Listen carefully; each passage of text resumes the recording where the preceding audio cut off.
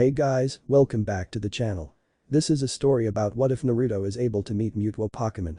Before I start, please support for more amazing content and do consider subscribing to my channel and share this video with your friends.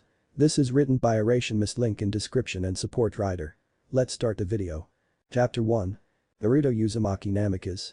Son of the well-known Whirlpool Queen Kushina Uzumaki and stealth striker Minato Namikaze, two of the Pokemon world's living legends. Kushina, a woman born from the Kanto region that specializes in both water and fire types, a top coordinator that showcased her Pokemon strength, coolness, and intelligence with her best known and most popular Pokemon, Kyuubi, her Ninetales. Minato, a man born from the Johto region that rose to the top to become champion, being a specialist with his Pokemon speed and flexibility, as well as his excellent battle strategies, he'd kept his title along with Pokemon and his Lucario by his side. No one knew how those two knew one another, but many agreed that they were a match made in heaven. After Naruto was born, the three became even closer to each other as they travel around the world, showing their young child all sorts of Pokemon and experiences along the way. A few years later, the parents decided to settle down in one of their many villas around the regions in Unova. Minato and Kushina unfortunately couldn't stay in one place and had to continue their jobs as a coordinator and champion, while leaving Naruto with Kakashi Haddock and Iruka Yamino, two family friends along with many of their Pokemon, to keep the blonde child company. Although at a young age of 7, Naruto knew that he wanted to make his mother and father proud, often studying about Pokemon to be able to know as much as he could about them when he would finally be of age. Minato and Kushina would dote on their only child as much as they could, sending large allowance for any sort of use he wanted and willing to give the child any sort of starter Pokemon that he wanted bordering a legendary. Naruto, however grateful he was, wanted it to be fair and receive one starter at the same time the other kids did. The two understood wholeheartedly and relented, but it wouldn't stop them from trying something in another 3 years. However, one thing that no one ever expected was that the whiskered blonde would be receiving his perfect partner at the step of his house. Naruto was playing with the Pokemon in the back of the house of the family villa located in Undella town, while Iruka was preparing him and the Pokemon some lunch until he heard a knocking on the door. The scarred man stopped for a moment to get the door and asked, "Yes, who is it?" Iruka asked as he looked around to see nothing until he looked down to spot a black and green Pokemon egg sitting in a basket with a note on it. Lifting the basket and reading the note out loud, it said, "Take the useless egg. Maybe you can get the dumb thing to hatch." What a cruel person. How can they just do this to an innocent egg? Iruka yelled in anger. He was a Pokemon breeder, he loved to raise Pokemon like his own children, rather than fight, and couldn't stand thieves and trainers that just abandon their Pokemon for trivial matters. When he finally calmed down, he took the basket and egg inside with him. Right on cue, Naruto came inside and was curious when he spotted the egg in Iruka's possession. "Iruka Nai. Why are you carrying a Pokemon egg?" the young blonde asked in curiosity. "Someone just left this little one on our doorstep." "What? Why?" Apparently, whoever its owner used to be, felt that it was taking too long to hatch and decided to leave it. Naruto's face heated up in rage as he hated people like it just as much Iruka did, as Kakashi had often said, those that abandon their comrades are trash. The blonde had grown up believing this. "Iruka Nai, can I please take care of it?" Naruto asked. "I promise I'll do my very best and I won't care at all if it doesn't right away." Iruka was somewhat surprised at the amount of determination that oozed from the 7-year-old boy's voice, but he knew that maybe this was a sign. "Alright, Naruto, but let's go get an incubator first, okay?" "Okay." Naruto beamed as he followed his caretaker. Several months later. "Kakashi Nai. Iruka Nai. Come quick, the egg's hatching." Naruto yelled from within his room as he watched his glowing egg. It had indeed taken a while for the egg to hatch. A year in fact, but to Naruto that only meant that whatever was in there had to be something special. The blonde did have fun taking care of the unborn Pokemon with Iruka and Kakashi, and his parents were proud of how mature he was as well. Even going as far as promising that he could keep the Pokemon. Of course, that was wonderful, but the blonde would only agree if this Pokemon accepts him. Iruka and Kakashi came running in with their Pokemon Afurit and Matina respectively in tow with needed supplies. "How long has it been glowing, Naruto?" Iruka asked as he tried to place the supplies within reach, should he urgently need it. The whiskered blonde continued to watch the egg as he answered, "About 13 minutes ago. Look, it's starting to crack." True to his word, the egg began to gain small cracks before emitting a bright light that blocked everyone's view until the glowing died down to show the Pokemon that had hatched and was staring intently at Naruto before launching itself at him. It looked like a little girl with green hair and a headset that held the shape of a treble clef, along with a black dress with a green sash around her waist. The three couldn't help but be surprised at this. "Meloetta, no way," Iruka said as he didn't hide his awe at the sight of his first legendary Pokemon. Kakashi slowly broke of his stupor and gave an eye smile. Well, I guess that explains why it took so long to hatch. I think it was quite worth it, don't you Naruto? The blonde mutely nodded as the newborn Meloetta beamed and hugged tightly as he returned the gesture and patted her head gently, not quite come out as shock yet. Iruka couldn't help but laugh at his little brother figure's surprise. Well Naruto, it seems Meloetta thinks you're its parent. I doubt she'd want to leave your side. Naruto calmed down and looked down at Meloetta, who was staring back up to him with innocent eyes, and asked, "It's nice to meet you Meloetta. My name is Naruto Uzumaki Namikaze, I'm only a kid right now, but when I get my trainer license, will you be my starter Pokemon?" The humanoid Pokemon thought for a moment before nodding and happily chimed her name, Mel. Of course. Anything for daddy. A feminine voice said cheerfully into the minds of the three, astonishing them once again. Was that you, Meloetta? The silver-haired trainer asked as he glanced from over Naruto's head, only receiving the Pokemon tilting its head at him. Iruka seemed to nod slowly. Well, Meloetta are said to be psychic types, so it shouldn't be too surprising that she can use telepathy. I think it's also said that legendaries can communicate through telepathy as well. Wow, you're amazing Meloetta. Naruto praised as Meloetta beamed, I'm going to name you Rhapsody. I know that you'll be the best. You'll shine in battle and on stage. Letta. Rhapsody sang in joy for her new name as she hugged the blonde while the two older trainers left to tell Minato and Kushina of the wonderful event for their son. 2 years later. Kushina, it's not fitting. There's not enough room. A male voice quietly whispered to his companions that were up to something as a rustling was heard in the barely lit room. Well, keep trying. And make sure the surprise is perfect. The female huffed angrily. I won't forgive you if even a single thing I want in there isn't before it's too late. I know. The male replied as he made an even more urgent rustling sound. Don't you think that you two are overdoing it? A third voice asked as he kept lookout. No. The first two voices yelled as they screamed, our son will have everything and anything he needs on his first journey. Mel? A familiar and feminine voice asked, making the three freeze as they knew that the melody Pokemon was never too far away from. Mom, Dad, Kakashi, what are you three doing to my bag? Naruto asked in a sleepy and suspicious tone as he turned on the light to show that his parents and older brother figure were stuffing items into his bag. Minato stuttered as he was caught in the act and gave a nervous smile, we wanted to make sure you had everything you would need. He said as he held his hands up to show a set of keys. Copies of the keys for every villa in all the regions they owned. Kushina looked anywhere but her son as she answered, we were going to give you send-off gifts that'll help in your journey. The Redeed fidgeted as tried to make sure that a deluxe set of capsule seals and costumes weren't showing from behind her back. The silver-haired trainer remained calm as he stuffed his hands in his pockets. Iruka wanted to make sure that I looked over your medicinal and food supply, since he couldn't. Seeing as he's away helping Nurse Joy. He answered, not stating that Iruka practically ordered that he packed as many items or whatever else possible, and that Kakashi himself was going to put in at least 100 of every known Pokeball for his soon-to-be independent little brother. The whiskered blonde just sighed, I know you three mean well, but aren't you spoiling me? Naruto loved his parents and brother figures, but it was only 4:30 in the morning, and he was supposed to head to Nuvema Town for his Pokédex and trainer license, and then leave on a ferry to Pallet Town to meet Professor Oak and start his journey in Kanto, where his mom did. Before anyone could answer, he gave a big yawn. Sorry son, why don't you head back to bed, and if you wake up a little later anything, your mother and I'll give you lift on our Pokemon. The older blonde said gently as Kakashi took it as his cue to guide the 10-years-old and Rhapsody to bed. Minato and Kushina sighed in relief as the cost was clear. Are you sure about this Kushina? Naruto seems like he'll be angry about this, he wants to be treated like other kids starting out after all. Of course I am.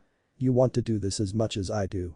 Besides, we barely ever got to do anything together with you being Johto champion and me a top coordinator since he turned 6. It's the least that we do as parents that we have him as ready as we can help. But 2 Pokemon eggs. Wouldn't he notice if one of them suddenly hatches in his backpack? The blonde said as he tried to convince his fiery wife. However, Kushina wasn't having any of it and retorted, it's our gifts for him. Besides, he won't ever have to worry about money and a place to stay, with spare keys to the villas and us transferring a portion of our money to his account. And that he promises to call once a month. The older blonde just sighed as he knew she wouldn't give up, fine Kushina, but let's give him a good send-off. It is his journey after all. A few hours later, Naruto, Kushina and Minato were flying to Nuvema Town after the young blonde waved goodbye to his brother figures. Fortunately, the Namikaze family arrived early, so no one knew of their arrival and met with Cedric Juniper, the region's Pokemon professor. Ah, Minato and Kushina, you two are here early. And you must be Naruto. You're starting your journey today, right? Why don't we get you a starter Pokemon? Naruto shook his head politely, "No thank you Professor Juniper. I already have a starter, and it's Rhapsody." Cedric paused as he asked, "Rhapsody?" "Meloetta." Rhapsody chimed as she made herself known, surprising the professor. "Whoa. A Meloetta. That's amazing." Cedric exclaimed in awe, "Well, if this is going to be your starter, I'll understand that, Naruto. I'll be right back with your Pokédex and Pokeballs." The professor left and came back not too long later with a black and orange Pokédex, 10 Pokeballs, and a trainer card with a whiskered blonde's picture on it and handed it to him. "I took the liberty in putting the information from Unova, Kanto, and Johto's known Pokémon, seeing as you'll be starting there. If you need any other region, just go to the region's professor and you'll be upgraded." Naruto thanked the professor and took out a Cherish Ball that he discovered in his backpack and let Rhapsody into the Pokeball, and his mother took the liberty to have her Slowking teleport the three to Pallet Town's Pokémon Research Center. Minato and Kushina gave their son one last goodbye hug before the two gave him 2 devices and 2 cases. "Here's a Pokenavi and Instransfer. It'll help you to know the nearest city and communicating with me, your mother, Kakashi, or Iruka back at the family ranches," Minato said as the miniature blonde thanked him. "Here are cases for your ribbons and badges that you win. We'll be cheering for you honey," Kushina said as she kissed her son on the forehead. Naruto beamed at his parents, "Thanks, Mom, Dad. I promise I'll make you proud." He waved at them as they teleported away. Naruto lowered his arm and whispered to himself he headed out, "Look out world. Naruto Uzumaki Namikaze will become the best Pokémon trainer and coordinator out there. Believe it." And with that he entered the laboratory. Not too long after, the whiskered blonde was greeted with an old man wearing a lab coat. He gave a grin and held out his hand, "Well, you must be Kushina's son. It's a pleasure to meet you. I'm Professor Oak." Naruto returned the handshake and smiled, "Nice to meet you, I'm Naruto Uzumaki Namikaze. It's an honor to be able to come to where my mother was born and traveled." "I'm sure it will be. I can see the same spark in your eye as she did when I gave her that Vulpix." Oak said as he reminisced, "I believe you intend on becoming a top coordinator like her." The blonde shook his head, "I want to be a champion like my dad too, but I want to surpass the both of them and make them proud." The elderly man couldn't help but chuckle at the ambition, "Well, since you're all prepared, I'm sure you're ready to head off." "Yes I am Professor, but can I ask who I talk to?" referring to my Pokémon. Naruto had every intention on catching many Pokémon, but he would like to know where they would end up once he caught more than 6. "Well, I suppose they would end up in the lab of the professor that gave you your Pokédex, or if you have one, a caretaker that manages a Pokémon ranch you own," Oak answered. Naruto nodded his thanks, "Good luck with the new trainers Professor, I'll keep in touch if I ever need any help around here." And with that he left and was off to Route 1. Well, unbeknownst to him, one of his eggs shifted from within its incubator. Once the blonde was a good distance away, he let out his first Pokémon, "Come on out, Rhapsody." "Mel." Rhapsody cheered. She was out in the open with her friend before looking around, "Is this Kanto, Daddy?" she asked telepathically. Naruto nodded, "That's right, Rhapsody. We're now starting our first journey and we'll train hard." The blonde watched as the Meloetta beamed and nodded while he took out his Pokédex. "Well, first things first. We have to know how strong you are from our training before we started." And proceeded to scan Rhapsody as the Pokédex's automated voice spoke. "This Meloetta is at level 15. It has the ability Serene Grace and can use the moves Round, Relic Song, Shadow Ball, and Confusion in Aria form. In Pierrette form it can use the moves Round, Shadow Claw, Ice Punch, and Low Sweep." Naruto couldn't help but beam as he looked at his partner that floated, waiting for his response, "That's great Rhapsody. You're already strong, so now all we need are a few more other Pokémon and train some more." The Melody Pokémon smiled at the praise and asked, "Of course Daddy. What kind of Pokémon do you want to join us?" Naruto paused in thought before answering, "Well, a flying type would be good to have. Dad's Pidgey pretty fast, and their pre-evolved forms, Pidgey, are usually found here, but I think I'll catch a Spearow and work up its speed, and I suppose we'll see as we keep going." The blonde explained as he wanted to catch great Pokémon, but make sure they weren't entirely like his parents and seem like he's trying to imitate them. "Okay Daddy. I can't wait to make a new friend," Rhapsody exclaimed as she did a mid-air twirl before seating herself on Naruto's shoulder. Passing by the new trainers that equally ignored him. After a few misses of meeting and battling Pidgey and Rattata, the two finally came across a Spearow that seemed to have a scar on its eye. Possibly meaning it was the leader of a flock and the strongest. Once the small bird noticed Naruto, it got ready to fight as it flew forward, intending to use Peck. Rhapsody immediately took action as she leapt of her trainer's shoulder and stopped the attack with Confusion, stopping it and throwing it to the ground, but that didn't do much as Spearow rose again. "Be careful, Rhapsody. We don't know what this Spearow is capable of, so start things off with Round." The blonde yelled as he focused on the tiny bird Pokémon, while Rhapsody did as she was told. The Spearow caught in pain before using Growl in attempt to unnerve Rhapsody and used an attack that neither Naruto nor the Meloetta expected as its wings glowed a metallic color and flew and hit Rhapsody with its wing, making her scream from the unexpected pain. Rhapsody. Naruto yelled in concern as she got back up and dodged several other strikes as the blonde muttered to himself, "That steel wing, I better be careful I know." Rhapsody, use Relic song, followed by a double ice punch aimed at its wings. The Meloetta instantly sung her song and transformed into her pirouette form and charged forward with both her hands glowing in cold blue aura while Spearow charged as well with another steel wing.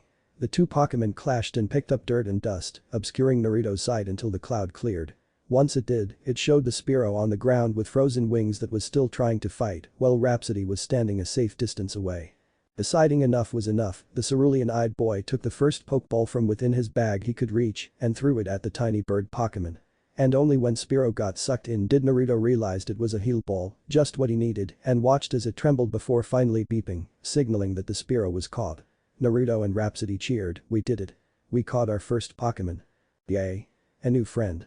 Picking up the heal ball and throwing it, Naruto released the now fully recovered Spearow that was eyeing the blonde as it contemplated something in its head.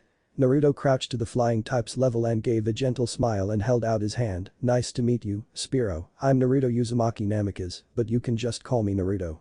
Sorry for the bad first impression, but I would like to become a top coordinator and a champion someday, and I know you'll be able to help. Will you?" The scarred bird saw the unique and genuine conviction in the human's eyes that he'd never seen from the other trainers that had caught the other Spearow amongst his group. Looking over to the side, he spotted the Pokémon he'd never met before that defeated him. If Rhapsody, the name that Naruto kept calling out, was strong thanks to this boy, it wouldn't be that bad to join. Spearow stared at the whiskered blonde's hand for a moment before accepting it with his own wing. Spearow cooed. Naruto beamed, his first caught Pokémon accepted him. "Thank you, Spearow. I promise we'll become the strongest. And I think I'll Falco." The newly named Falco caught in the appreciation of his new name and perched onto his trainer's shoulder, while Rhapsody was on the other. After traveling and battling the Pokémon that would jump out and attack, Naruto called for a well-deserved lunch break. Finding a good clear spot, the blonde went into his bag to get a few bowls and pokechow for his Pokémon and a bento Haruka made for himself. However, once he dug into his bag, there was a familiar glowing within it, making Naruto search for the source while his Pokémon watched in curiosity. Finally locating the source, the blonde gasped at the fact it was a tan brown egg, but not only that. There was another that seemed to have the same triangular designs on it like of his dad's Pokémon had. "Mom, Dad," Naruto grumbled before the blonde gently took the brown egg from the incubator and lay it on the floor, but wasn't able to as it hatched right in his arms. After Naruto opened his eyes that were forced closed from the light to see not one baby Pokémon but two. They were twin Eevee. The blonde noticed that the two small fox-like Pokémon stared at him as if waiting for something and gave them a sheepish smile. Hi you two. I'm Naruto, and I guess you're Dad." The Eevee duo yipped and licked his face in joy as their response. Rhapsody giggled at her trainer's new baby Pokémon. He always held a soft spot for newborns and kids and tended to spoil them a bit. Deciding to help, the Meloetta looked over to the two Eevees that looked exactly alike, except for the fact that one had a diamond-shaped patch of fur that was a shade lighter on its side, and the other had one in the shape of a heart in the opposite side from its sibling. And of what she could tell, they were both boys, which isn't that surprising among Eevee. She glanced over to Falco, who seemed to have frozen in his spot, and back to Naruto, who had gotten the Eevee twins to sleep for a moment. Seemingly after he'd named the one with diamond Markaki and the other Haru, and went to his transceiver to call his parents, as well as take a closer look at his current bank account and backpack. Once the call had connected, the screen showed one smiling Kushina and one slightly nervous Minato, with an irate Naruto on the receiving end. The whiskered blonde asked, "Mom, Dad, care to explain to me why there is not only enough supplies in my backpack to last me a few lifetimes, just 100 of any known Pokeball, a deluxe set of costume and capsule seals, copies of keys to all the villas, my account already pooling over the limit, and not one but two Pokemon eggs?" The two flinched before the redeed of the three spoke. "We only wanted to make up for being there for you due to us being busy. Haruka actually put in the supplies and medicine.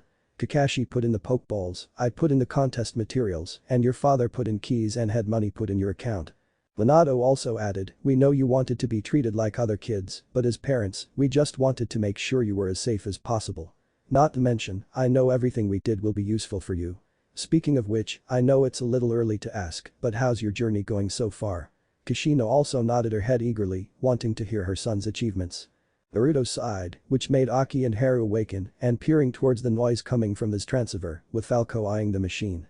Considering whether or not he should peck the thing, well, I caught a really strong Spearow that I named Falco, and after that one of the eggs that you snuck and hatched into twin EVs, and I named them Aki and Haru. Which I'm guessing was either from your Vaporeon or Flareon, Mom. Honestly, I know that these two and whatever the other egg is going to be will be wonderful company, but now that means I'll have to exchange Pokémon earlier than expected. It was true, considering at this moment, Naruto had 4 Pokémon, which only meant that he could capture 2 more Pokémon. One if the egg hatches quickly, and the blonde wanted to have as much quality time and training with all his Pokémon. Minato saw this and understood, son, you can always contact Iruka, and he'll take care of things for you. The older blonde said and heard someone calling for him in the background, seems like I'm needed, call me if you need anything, Naruto. I'll be sure to help. He waved as he hung up. Kushina was also being called on and was forced to leave as well, good luck with your EVs and your journey, honey. Hope you catch tons of water and fire types. Now who's the one that ruined my short quality time with my son? She yelled as she waved cheerfully before showing her anger towards who knows and hung up. Naruto and his Spearow sweat dropped as the EV twins were confused why the talking watch had stopped while Rhapsody was laughing, your mom and dad are as funny as ever huh. I guess you can put it that way well, let's eat. But first Naruto went through his set of Pokeballs and put them in front of Aki and Haru. I think the normal Pokeballs are pretty plain so you can pick what kind of Pokeball you want to be in. The two EVs looked at each other and seemed to inspect each one before separately choosing one. The Diamond Patched EV chose a friend ball, while the Heart Patched EV chose a luxury ball, and were both sucked in and caught without any struggle. Naruto immediately let them out and set up bowls for the two as well and poured soft food for them and normal for Rhapsody and Falco. While the 5 were eating, Naruto looked over the movesets for his 3 new Pokémon and found that Falco was a level 5 and that his moves were obviously Growl, Peck, Leer, and Steel Wing. His EV twins also knew Tackle, Tail Whip, Helping Hand, and Shadow Ball. The blonde couldn't be more proud of how strong the 3 were already. Once everyone was done eating, Naruto and Rhapsody continued on their way to Viridian City after returning the others into their Pokeballs. The blonde asked his companion, so Rhapsody, we made good progress so far, don't you think? Yeah daddy, but they still have a ways to go until they reach my level. The Meloetta said as she patted herself on the chest. The blonde chuckled, of course, but they'll become strong in no time, I'll make sure of it. I feel sorry for them and me. Rhapsody muttered. What was that? Nothing. The Meloetta yelled and waved her hands in denial as she froze and heard something. Naruto stopped walking and looked over to the Melody Pokémon, Rhapsody. What's wrong? Rhapsody rose from her spot on his shoulder and floated toward a different direction, making the whiskered trainer chase after her. Someone's crying. It's a Pokémon. What? Lead the way. Naruto yelled as the two ran faster to the source of the crying to find an orange lizard that was curled into a ball and trembling as it wept. The blonde instantly knew what the Pokémon was as Rhapsody consoled the young Pokémon and asked what was wrong, but Naruto knew what had happened when he spotted a broken Pokeball that no doubted used to be the crying Pokémon's. So Charmander was abandoned. Trainers can be so cruel. Naruto thought as he slowly walked closer to the small fire type as Rhapsody said what occurred. His trainer was a jerk and abandoned Charmander because he thought that he was a weak Pokémon when he pushed Charmander to battle with no breaks. Charmander said his trainer had weird hair that looked like a swan's butt. Naruto was sure the last part was somewhat in the Meloetta's own words, but pushed that thought aside as he took a closer look and saw that Charmander did have many injuries. Naruto squatted down to the Charmander that flinched and stared at the blonde in fear before Naruto gently patted the fire lizard Pokémon's head. Poor thing, you have such a strong fire in you. The team that abandoned must have been crazy to do what he did. Hey, if you'd like, you can come with me. I promise I'll take good care of you. Naruto asked as he held up an empty heal ball in his other hand. The Charmander stared in hope from the first praises he'd received since gaining a trainer and being abandoned. This person spoke with such warmth that was so different from his old trainer that was cold and demanding. The small fire type nodded, making Naruto smile and greet, welcome to the family, Taiyu. He said, giving Charmander his name and pressing the center button of the heal ball onto him and gaining a 5th Pokémon. The blonde let him out once again to see that the heal ball had done its job and completely healed Taiyu that latched onto his stomach pretty quickly. Naruto chuckled and checked over his Pokédex to see that Taiyu was a level 6 that knew Scratch, Growl, and Dragon Pulse. His eyes widened slightly at the dragon-type move, but praised the small lizard for being so strong already and decided that it was a good time to sleep considering the long day he'd had. The next day, Naruto and his Pokémon had breakfast before training, which his Pokémon somewhat disliked but knew it was for the best, and taking off reached Viridian City. His Pokémon actually made good progress. Falco was now LV. 8 had learned Aerial Ace after a lot work, Taiyu became LV. 9 and learned Ember and Brick Break, the Eevee twins made the largest progress as they were both now LV. 7, Walaki learned Dig and Haru learned Iron Tail, and although Rhapsody made a slow jump to LV. 16, the blonde was still happy with the results. Naruto really wasn't too far away from Viridian City, but decided to fish when he spotted a small lake with a waterfall.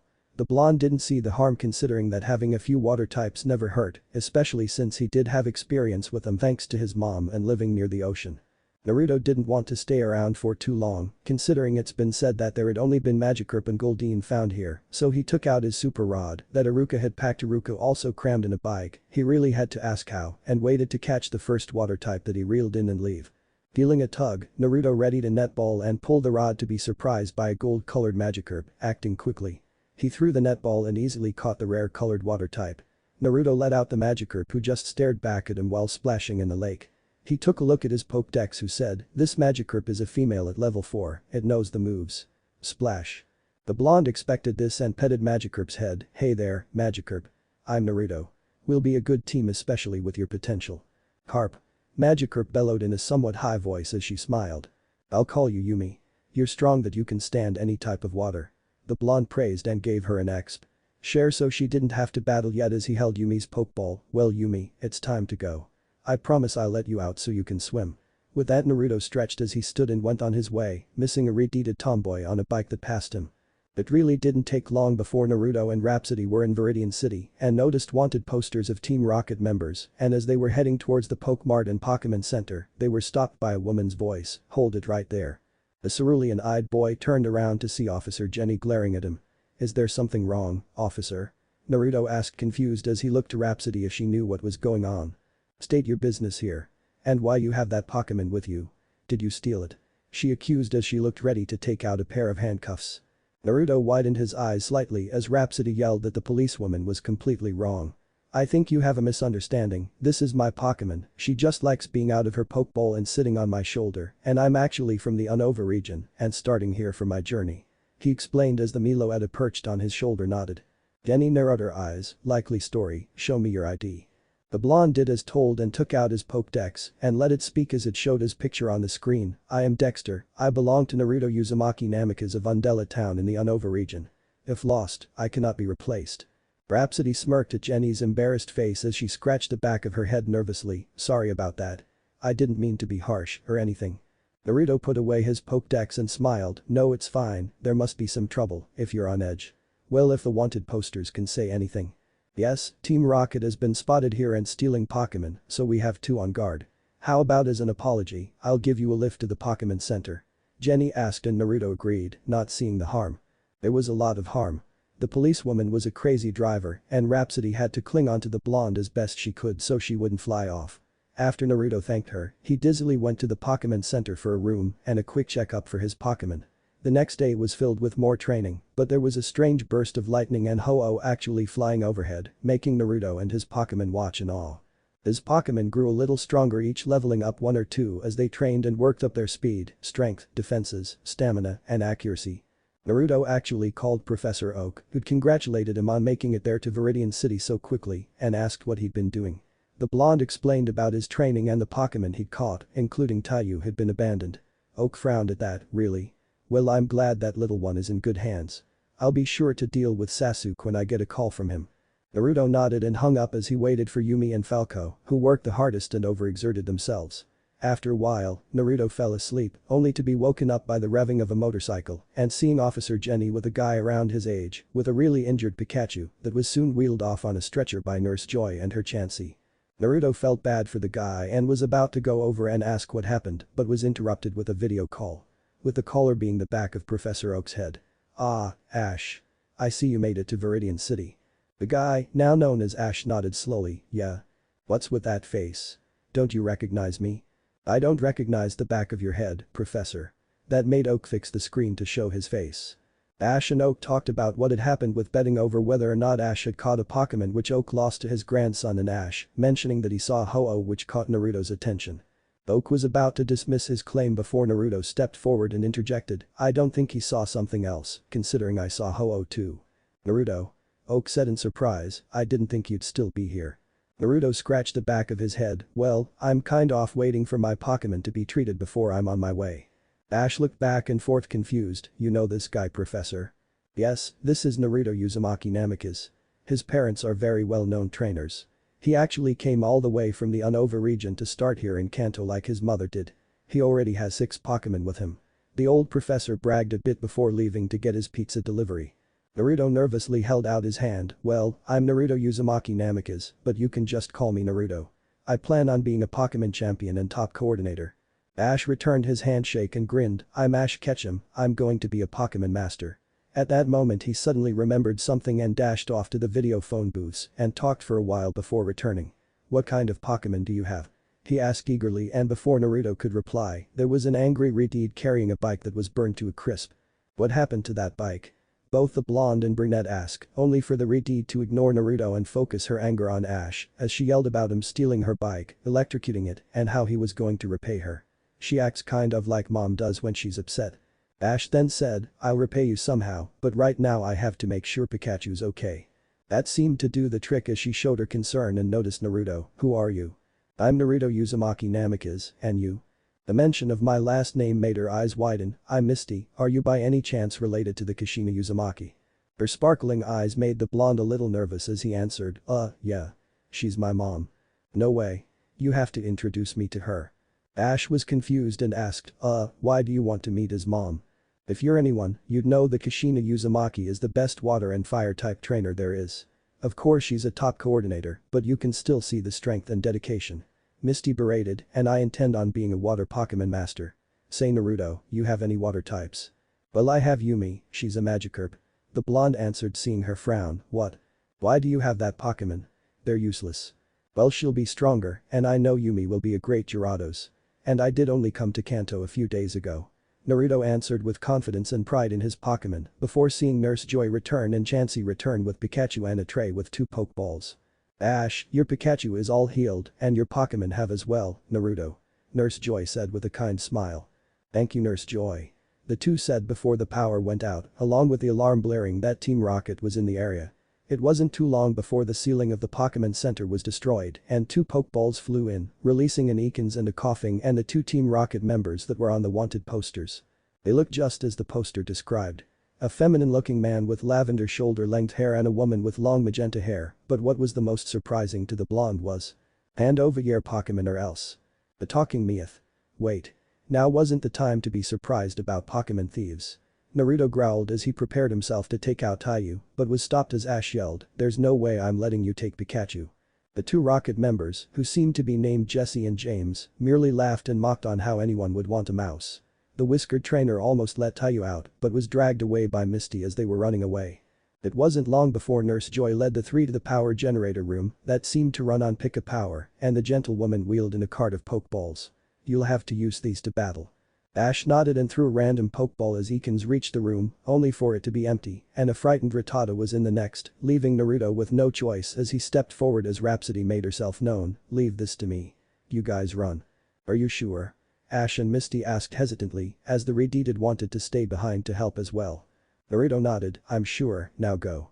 With that the 3 took off running back to the entrance, with the snake Pokémon hissing at the blonde. He stayed calm and grinned, let's go what? He and Rhapsody froze as he watched Ekans slither towards Ash and the others. The blonde only gained a tick mark, really. And ran after them. The Meloetta was just as mad as she frowned, the nerve. That walking belt just ignored me. By the time that the whiskered boy made it, Team Rocket were shocked by Pikachu that was on top of the charred bike and as they said were blasting off. Naruto was a little upset he never got a chance for his Pokémon to have their first real battle, but oh well. There were always the gyms and contests. The next day Ash, Naruto, and Misty were all heading to Viridian Forest, with the brunette spotting a Caterpie, which he acted rather quickly and threw a standard Pokeball, and caught the bug Pokémon. Chapter 2. Why am I tagging along with these 2 again? Naruto asked himself as he and Rhapsody watched how Ash cheered over his first capture and prepared to let Caterpie out, with a protest on the side from Misty. It wasn't long that the caterpillar Pokémon came out and noticed the Redeed which it seemed to take a liking to, and ran to nuzzle her. Misty froze as she gained goosebumps and yelled, get this disgusting bug away from me. That seemed to really hurt Caterpie's feelings as Ash tried to defend his Pokémon. Caterpie isn't disgusting. Yes it is. Bugs are one of the 3 most disgusting things in the world. Misty retorted, clearly showing her dislike of bugs. Naruto was somewhat curious as to what the other two disgusting things were, and what are the other two. Viridian answered, but kept her annoyance in her tone, carrots and peppers. The blonde and Rhapsody sweat dropped at the fact that she disliked certain types of food. Most girls hated toads or something. The young brunette stuck out his tongue, well I like carrots and peppers and bugs. And Caterpie's a great Pokemon. Naruto actually wondered if this was how kids acted at this age, or if this was just Ash being childish. The blonde glanced over to Rhapsody, who seemed to be somewhat amused by the situation. He just sighed and started walking, well, I don't know about you two, but Rhapsody and I are going ahead. He spoke and it wasn't long before he heard footsteps behind him, but not without continuous bickering. By the time the trio found a clearing, everyone called for a break. Caterpie seemed sad that Misty disliked it, while Ash was trying to cheer it up, well you can hang out with Caterpie, and I'll stay with Pikachu. Viridian declared as she started to carry the yellow mouse. Pikachu only likes me and shocks anyone else. He retorted until he saw his starter sitting comfortably in Misty's lap. Pikachu Ash groaned at how easily his Pokemon got along with someone else, but zapped him when they first met. Naruto just asked, Misty, I'm wondering. He said getting both the brunette and tomboy's attention, why are you following Ash and I around? Misty seemed to stutter for a moment until she found a reason, well Ash still owes me my bike back. I won't leave him alone until he pays me for it, but why are you going with Ash, Naruto? Not adding the part that there might be a chance to meet one of her idols that was his mother. The whiskered trainer shrugged as Rhapsody floated next to him, I actually plan on traveling on my own, not to mention going through the Viridian Forest is the only way to reach Pewter City, I don't really mind tagging along for a little bit before heading on my way. With that he stood with his Meloetta not far behind. Where are you going? Ash asked wondering what the boy his age was up to. Naruto looked over his shoulder, I'm gonna train my Pokemon a bit to get ready for the next gym and find my way out of here. I'm sure they want to be able to have a battle. I guess I'll meet you two at Pewter City or something. Good luck. He said as Rhapsody waved at them and chimed a goodbye while he kept walking forward. As the Meloetta floated along toward the blonde, she hummed happily with her father figure relaxed as she ignored a small flash of yellow in the bushes. So daddy, who are you going to train? Rhapsody asked innocently as she watched her trainer father figure pause to think. Well the gym leader of Pewter City is Brock, a gym leader that specializes in rock and ground types. I don't have any water types except Yumi or grass types, but I might be able to manage with Falco and Taiyu. Naruto analyzed out loud before getting his Pokeballs, but it never hurts to train Aki and Haru as well. But that said, Naruto trained Taiyu and Falco to strengthen them up and be prepared for their next battle. The Charmander had done well and leveled up to 12, and the Spearow reached LV 13 and managed to learn Fury Attack and Pursuit. The whiskered trainer let the two have a well-earned break and proceeded to let out his Eevee twins. The two were excited to be out and were up for anything as they eagerly waited for what they were supposed to do. The blonde smiled at the two, Aki, Haru. How about you two have a practice battle, okay? It'll help with both of your defenses and after that, we'll get something to eat. The Eevee twins agreed wholeheartedly as they began their practice battle and did the best they could, with Aki actually winning with his maneuvers of using Dig as a leeway. Haru was just as well, as he seemed to be the faster of the two. Naruto was impressed with the Eevee twins' battle instincts and knew they could go far, as Rhapsody seemed to be watching the match carefully. Suddenly, the diamond-marked Eevee gave an eager bark as he started glowing, surprising the three. When the glowing died down, it revealed something Naruto didn't expect. A Leafeon. The blonde could still see the diamond mark on its side, showing that it was indeed Aki. Well, I honestly didn't expect that. He said as he eyed his newly evolved Pokemon in awe and called the end of the spar to go and see the changes closer. Aki muttered as he looked down. He didn't expect to evolve. He did feel stronger and he felt comfortable like this, but he was worried. He wouldn't be able to stand it if Naruto disliked his form or his brother hated that he evolved first and was left behind. Haru yelped as he ran over to his evolved twin and smiled. Sure he was jealous that Aki had been the first to evolve while he didn't when they were brothers. Twins no less, but he knew that he would evolve into something just as great as what the Leafeon was soon. The whiskered trainer also smiled at Aki as he pet the leaf on the verdant Pokemon's head. Wow, Aki. I never expected for you to evolve so quickly. I'm proud of you. I think you really fit well as a Leafeon. He praised as Rhapsody floated away to search for something. Aki asked as he tilted his head up to see both his father and brother happy for him. He barked in joy, evolving wasn't a bad thing after all. Naruto laughed as he watched his twin Pokemon celebrate with each other and Rhapsody go off somewhere and after doing a quick scan, Aki received a good set of moves thanks to evolving. This Leafeon is level 10, it knows the moves. Tackle, Shadow Ball, Dig, and Razor Leaf. The whiskered trainer inwardly beamed. Haru must be at the same level as well, but he couldn't help but wonder. Eevee usually can't evolve into Leafian or even Glacean in Kanto, so how did Aki? And for that matter, why only Aki and not Haru as well? I found it, Daddy. Rhapsody's voice chimed as she returned and gathered Naruto's attention. Really? What did you find? The thing that made Aki evolve. That got the twins' attention as well as they wanted to know how it happened. Naruto asked for the Meloetta to lead the way, and sure enough, not much distance away was a large mossy rock. The thing that an Eevee needs to evolve into a Leafian. The blonde trainer couldn't help but feel the urge to hit himself. How could he forget? It didn't matter if it was Kanto, this was still a forest, and forests usually had at least one moss-covered rock. So, the fact that Aki evolved was a mistake on his own part for not checking carefully, but on the bright side, his Leafian liked being what it was, and he did have a liking for grass types. The cerulean-eyed boy sighed. At least Haru didn't evolve yet. That meant that the Eevee had as much of a choice as Aki did. Haru. He called as the heart-marked Eevee padded over to see what his father had wanted. Naruto messed with his Pokédex so it could show all of Eevee's evolution and faced it towards Haru. I'm sure you want to evolve like your brother did, but you can evolve into whatever you want. I understand that you didn't want to become a Leafian like Aki, right? Haru gave a nod. Well, you have 5 choices. The water type, Vaporeon. It requires a water stone, and my mom has one. The electric type, Jolteon. It needs a thunder stone, and my dad actually has that one. The fire type. Flareon, a fire stone is needed, and my mom has this one too. The psychic type. Espeon, it needs friendship while it's daytime. The dark type. Umbreon, like Espeon, but it needs it during the night. And finally, the ice type Glaceon. Like how Aki evolved, it evolves by training near an icy rock.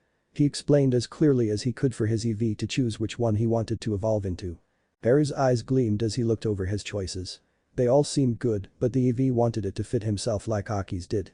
All he knew though was that he didn't want to become the first 3, he wanted to be special. That left Espeon, Umbreon, and Glaceon. The evolution Pokémon decided if he could become one of those 3, he'd be happy with the outcome. He was sure that his father would be happy with whatever he became, just like with Aki. However, that didn't stop him from not saying anything to his trainer. He adored Naruto, but this was probably best to keep as a surprise. Besides, their father was sure to be happy with whichever one he turned out to become no matter what. Rhapsody smiled at this as she listened in on Aki's plan and knew that the young Eevee would be right. After all, Naruto loved Pokémon more than anything in the world. No matter what it was. As she relayed the information, and as predicted, Naruto understood and decided that it was time to have dinner and go to sleep, considering how time passed by quickly. At night, Naruto laid in his sleeping bag and thought as he'd let his Pokémon save Yumi sleep with him. He was so happy that Aki had evolved and his Pokémon are getting stronger as well, but he knew that there was still a long way to go. Yes, he wanted to surpass his mother and father, but he wanted to make his brother figures proud as well. He'd show them the results from learning from the 4 of them.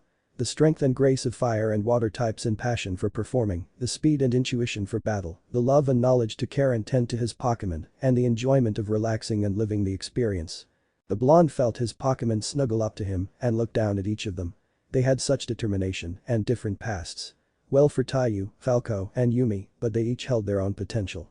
To think, only a few days close to a week in his journey, and he was happy with his 6 Pokémon, and also an egg that he didn't know would be. Staring up at the starry sky and listening to the wild Pokémon, he closed his eyes with a smile, so this is what being a trainer feels like. I love it.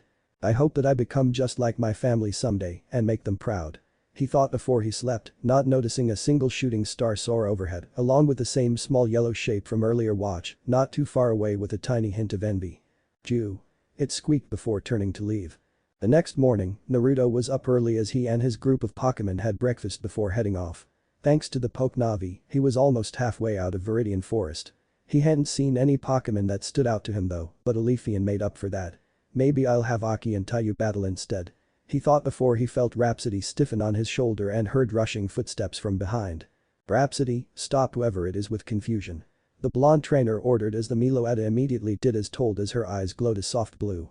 Turning around, the two saw what was running from behind them. A kid in samurai armor carrying a long sword above his head. Rhapsody's eye twitched, is he crazy? He could have killed us like that. She said telepathically as she forced the boy to drop the sword. Naruto stayed calm outwardly as he asked the stunned boy, what do you want from me that you had to try and attack me from behind for? I challenge you to a battle. Just let me down. The blonde sighed as he allowed Rhapsody to release him, couldn't you have just done that like a normal person? The samurai wannabe was confused, are you not a trainer from Pallet Town? No, I'm from another region, but I'm still up for that offer for a battle. Naruto said with a grin as Rhapsody returned to his shoulder with a small devilish smirk. Samurai smirked, very well, trainer from another region. We shall battle, but I doubt that you would be able to defeat me. With that, he led them to a clearing to do battle. This will be a 2-on-2 battle, the one unable to continue loses. I choose you, Pinsir. He declared as he released the stag beetle-like Pokemon. Naruto mentally analyzed the bug type and his strategy before choosing and letting out his Pokemon. Let's do our best, Taiyu. The Charmander stood ready as he prepared for his first battle with Naruto, and he will make sure that the blonde is impressed with his strength. Char. Pinsir charge in with tackle. Pinsir did as told and charged forward, aiming to end the battle as quickly as it could. Fire and bugs never mixed, and it didn't want that to be proven true. Taiyu didn't need a command and dodged as he knew his trainer wouldn't want the Charmander to be injured too badly. Taiyu, aim forward with Ember and follow up with Metal Claw if it evades. Naruto said calmly after he planned what his opponent's next moves would be.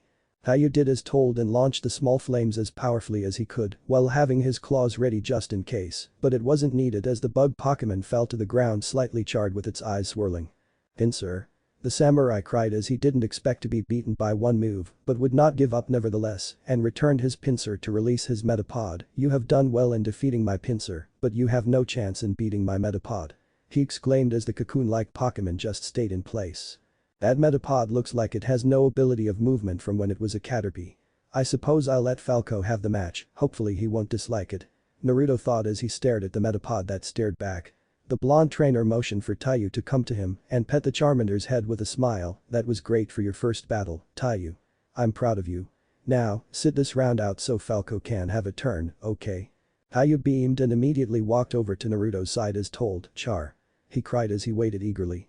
The whiskered trainer chuckled at how energetic his Charmander was before reaching to his Spearo's ball and throwing it in the air. Let's go, Falco. Naruto said as Falco was releasing with him flying. Falco, aerial ace. Just like we trained. The scarred Spearow did as told and used the attack. The only twist was that as he was doing that he spun like a corkscrew. It was a strategy that the blonde came up with to strengthen his flying type attacks in his small body, along with his improved speed. It took many crash dives to perfect this, but the damage and power behind it was worth it. Samurai had never heard of the attack before and knew that Metapod couldn't move, so he did the only thing he could, Metapod, use Harden. As told, the cocoon Pokemon glowed in protection, but that didn't do much good as it was sent flying into a tree by Falco. Samurai watched in shock as his Pokemon was defeated as well and had lost this battle to a trainer that wasn't native to the Kanto region. He mutely returned his Pokemon and walked over to Naruto with his head down as he muttered, I was proven wrong, trainer from another region. You have truly defeated me. Naruto looked at the wannabe samurai as he was distracted with praising his Pokemon for their first victory. The blonde gave a sheepish grin, thanks for the compliment. This was my first battle, so I did my best for these two. That earned him a pat by Rhapsody and Taiyu, as well as a soft peck by Falco. Samurai nodded as he gave a determined look, I will make sure I amend this loss by defeating the next trainer from Pallet Town. The whiskered trainer let Rhapsody be the one to gain a sweat drop on her head as he answered after remembering, well, I know a guy named Ash Ketchum, I traveled in here with him, and he's from Pallet Town, from what I know anyway. The samurai nodded intently as he mentally prepared himself for his next battle, before asking Naruto as he saw him leaving along with his Pokemon, where are you going? Are you not traveling with this Ash Ketchum from Pallet? The Meloetta took her place on Naruto's shoulder as he glanced over to the shorter boy, well, I'm actually traveling on my own with my Pokemon. If I ever meet him again though, I suppose I'll tag along for a little while. Samurai nodded at Naruto's words and watched as the blonde walked further away before he went on his search for Ash Ketchum. Once Naruto had reached a good distance away from the samurai and nearing the end of the forest, Rhapsody pouted, why did the others get to battle and I didn't? The whiskered trainer gave a sheepish grin as he looked over to her, sorry Rhapsody, but I wanted them to have battle experience too. I'm also considering who should be in the contests too, so far I'm thinking you, Haru and Aki, but let's just train and cross that bridge when we find a town hosting a contest. I'm sure you'll be great though. Naruto praised as he patted her on the head. Rhapsody beamed, I'll do my best, daddy. I promise. She also watched as the yellow Pokemon that wasn't quite a distance from them were still following. The Meloetta couldn't help but be interested. It looked like Naruto was going to have another new friend. Here you are Naruto, have a nice day. Nurse Joy said to the blonde as she held out the tray of his Pokeballs toward him after healing his Pokemon from another long training. Naruto gratefully took back his Pokemon and smiled, "Thanks Nurse Joy, I'm planning on participating in the Indigo League, can you register me?" The pink-haired nurse gave her usual kind smile and nodded, "Of course, I just need your Pokédex and you'll be signed up in a minute." The whiskered trainer did as told and watched as she registered him to be able to take part in this region's gym battles. Nurse Joy handed back the Pokédex with a smile, "There you go, Naruto. I wish you the best of luck." All the while, a curious girl that was eating not too far away watched with interest glowing in her eyes as she had intentions of following the whiskered boy. The blonde thanked her with a grin as well and went towards the Pewter City Gym as he let Rhapsody out and allowed her to turn herself invisible as she sat on his shoulder. Although he would feel her shift once in a while for some reason, he didn't mind. Naruto wasn't surprised at the sight of the stony interior of the gym, but the audience of children that looked like they were related that were eyeing him from above was something he did not expect. "Have you come to challenge me for a gym badge?" An older voice caught his attention, making him turn to see a man that seemed to be an older version of the kids. That must have been Brock. Naruto snapped out of it even with the kid's piercing looks at him and nodded, "That's right. My name is Naruto Uzumaki Namikaze. Let's have a good battle, Brock," he said with his fox-like grin as Rhapsody took that as a cue to show herself, which surprised both the kids and gym leader. Brock nodded as the two took their places on either sides of the battlefield and explained the rules before starting. "This will be a 2-on-2 battle. The winner shall be declared when one side is unable to continue and only the challenger may substitute their Pokémon. Are the conditions understood?" The blonde nodded, "Very well then, let's begin. Geodude, I choose you." Naruto and Rhapsody watched as the rock-like Pokémon took its position. As expected, it seemed that the research was correct that Brock specialized in rock and ground types. Reaching for his lone fire type, the Unova native called out, "Let's show them what we can do, Taiyu." "Char." The Charmander cried out as he flexed his claws to show he was ready for a fight. Brock seemed to be unimpressed as he eyed Taiyu. It may look strong and definitely well cared for, but the blonde made a beginner's mistake with such a type disadvantage. "A Charmander? As strong as it looks, you have no chance of beating me with a fire type." Taiyu growled in anger from the insult, but stopped as Naruto spoke, "A Pokemon's type isn't everything. And I know Taiyu will win this round, he'll burn as brightly his tail in this battle." The small lizard beamed at his master's words and shifted to make sure that he would make the blonde proud. The gym leader noticed this and was quite surprised that this trainer actually stood by his Pokémon. Brock mentally grinned at that. From his previous challenges, most new trainers would actually throw a small tantrum after one of his comments and recklessly attack, no matter the type. This Naruto was definitely a good change of pace. "As the challenger, you have the first move. Right.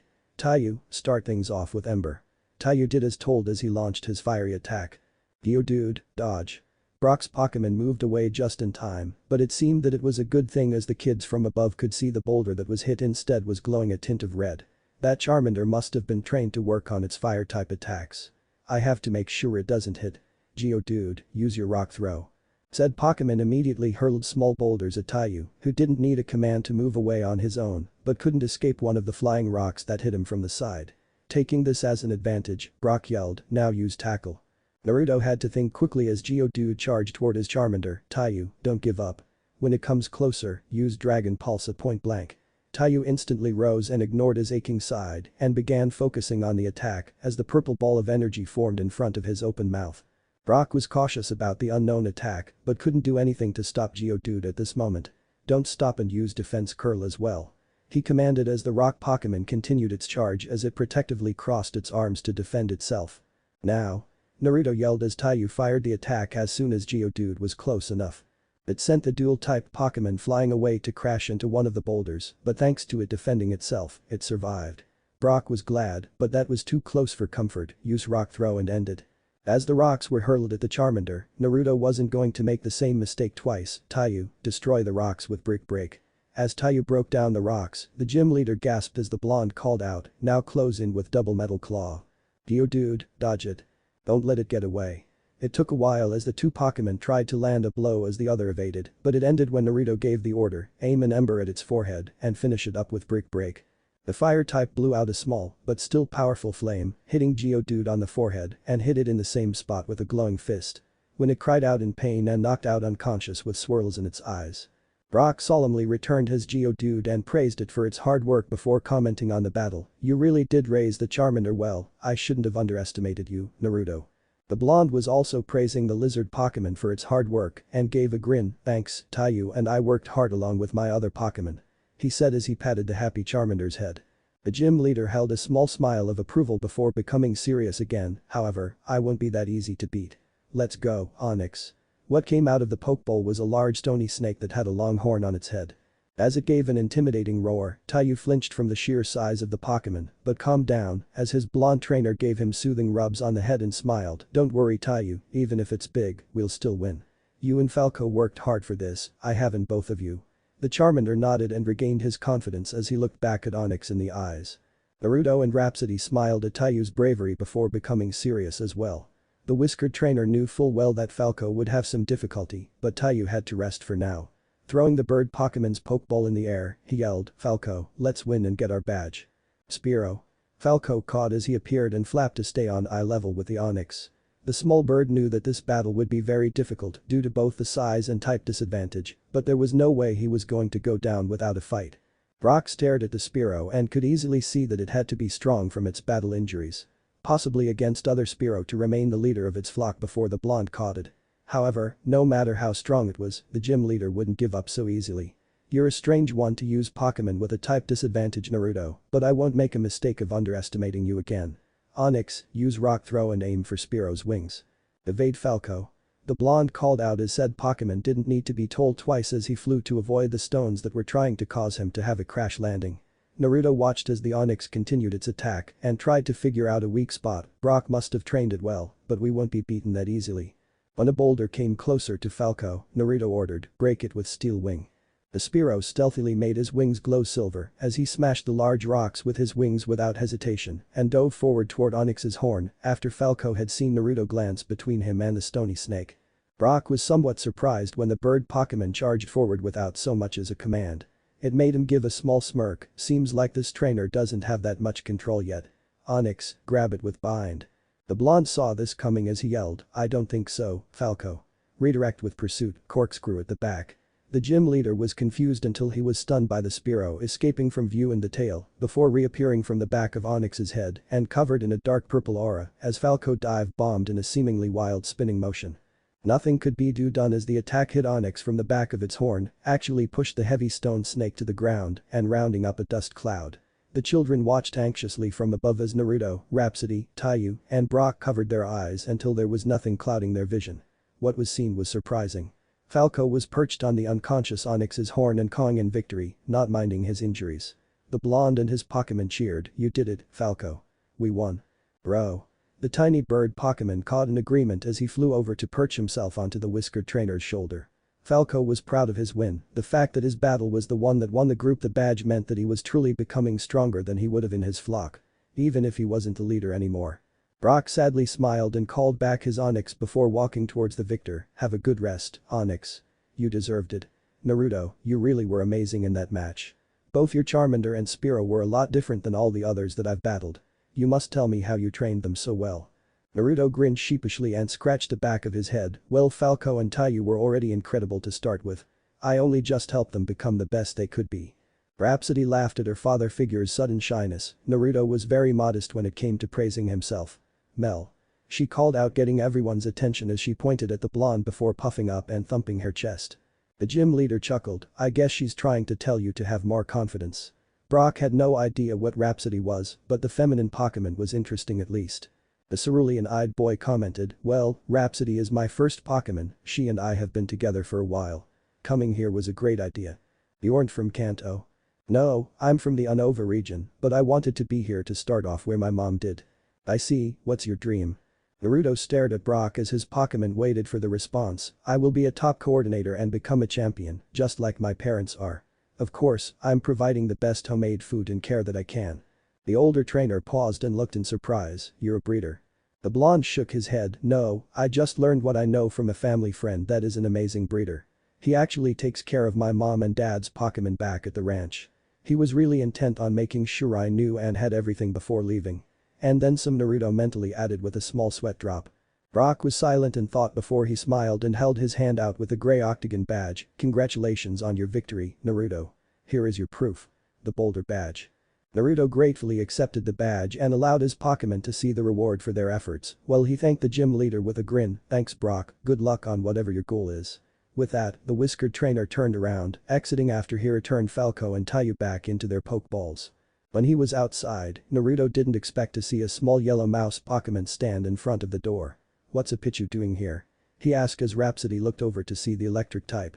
"He's been waiting outside here for you while you were having your match," a female voice said, getting the blonde's attention to see a girl with long wavy silver hair that was tied in a ponytail that reached her waist with her bangs covering her right eye, sharp red eyes that really stood out on her pale skin as she wore a black unzipped jacket over her blue tank top, gray skinny jeans that had a white belt, black boots, and a white messenger bag hung on her side. She smiled. "So did you win the badge, Naruto?" "Yeah, I did, but how do you know my name?"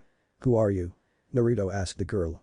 "Oh, nothing special, I just happened to be nearby when Nurse Joy said your name. And my name's Aumi Devon, I'm from the Sinnoh region, I'm also a breeder, but I'll still taking part in gym matches." "You. Mr. Naruto Uzumaki Namikaze interest me, therefore I'll be tagging along with you from now on," Aumi said with a confident and innocent grin. The blonde was shocked, while Rhapsody wasn't happy about the girl suddenly declaring that, but felt that the silverette was friendly. "Wait, why would I do that?" Naruto asked. Aumi shrugged. "What's the harm? We both have our goals and I'm sure we can help each other. Besides, it's a little boring when you're on your own." "Jew. Pichu." The little mouse cried out, getting everyone's attention as it leaped, making tiny sparks come from his cheeks. Naruto remembered Pichu and turned to Aumi as he wondered, "Is this Pichu yours?" The albino shook her head. "Nope, he's wild, but I think he wants you to catch it." Rhapsody nodded along with Pichu as she went down to stand next to the electric mouse. The blonde paused and thought as to why a wild Pichu would suddenly want to be his, but he couldn't be one to turn a Pokemon that wants something down. He squatted and held out his hand to Pichu. "Sure, you can come along, it'll be fun to have you in the family and you'll be a very bright one, Teru." The newly named Teru didn't hesitate as he brightened up and ran up the blonde's arm and took his place on Naruto's shoulder, with a Meloetta sitting on the other. When he got used the small extra weight, Naruto started walking with Rhapsody turning invisible. "Let's go, Aumi. I have to take my Pokemon to the Pokemon Center." The silverette followed with a raised eyebrow. "Really? You're letting me come?" No protesting. Aumi wasn't arguing, but she did expect some sort of speech or something from the blonde about how he would do his best on his own or something. "You would have still followed me either way, wouldn't you?" "Yep." A sigh from the boy was heard. "So where will we be going now?" Aumi asked as she shifted her bag slightly and tightened her ponytail after the night sleep at the Pokemon Center they had and taking out her own blue Pokenavi. Naruto and Rhapsody were also looking at their own before the whiskered trainer answered, "Next will be Cerulean City after we go through Mount Moon." The silverette grinned at that. "Perfect. I've always wanted to see a wild Clefairy. And we'll be able to get the Cascade badge. You'll be able to see my amazing Pokemon in too." The blonde smirked. "I can't wait," he said before the three were off. Chapter 3. "Hey Naruto, what Pokemon do you have?" Aumi asked randomly after the two had completed their battles from challengers on their way to Mount Moon. "Right now, I have Rhapsody. A Meloetta, Falco. A Spearow, Taiyu. A Charmander, Haru. An Eevee, his twin Aki that recently evolved into a Leafeon, Yumi. A Magikarp, and you already know Teru." The blonde answered, remembering to check on Yumi through his Pokédex since he couldn't let her out to see she was LV13 now thanks to the exp. Share and that Taiyu was close to evolving before asking as well, "What about you?" Aumi shifted through her pocket to show 5 Pokeballs. "I actually have these guys on me, a very protective Nidorino I raised on my own since he was egg, a Prinplup that's always up for a fight, a male Burmy I caught over back home before coming here, a really stubborn little Oddish, and a weirdly energetic Abra. Every single Pokemon I catch seems to have interesting personalities, but I say that's what makes them stand out." She grinned. Naruto nodded in understanding before freezing. "Wait, Abra and Oddish are found Cerulean City, have you been there already?" "Well, yeah. I had to walk all the way to Pewter City after all. Not to mention I was dropped off at the port in Vermilion City." "Then why didn't you say that we could have just teleported?" Naruto gaped as well as Rhapsody. This girl was just strange. Aumi just shrugged. "Where's the fun in that? Besides I don't like shortcuts unless I'm bored and this way, we can train and catch new Pokemon. I think that's better." The blonde really couldn't argue with that. "Fine." He grumbled and went off with Rhapsody to see if there was a new Pokemon he wanted to catch with the grinning silverette behind not too far away. "Alright, let's take a break," the whiskered trainer said as they made camp near the cave entrance.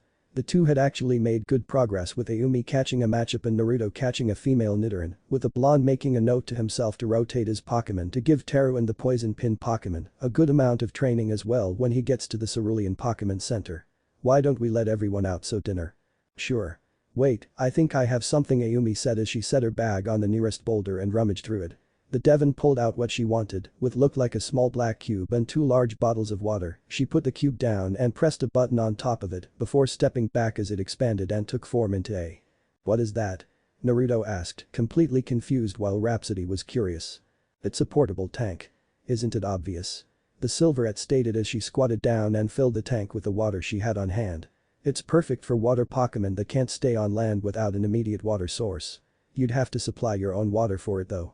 The blonde would have asked how it was possible for her to have such a thing before remember that Ayumi was a Devon.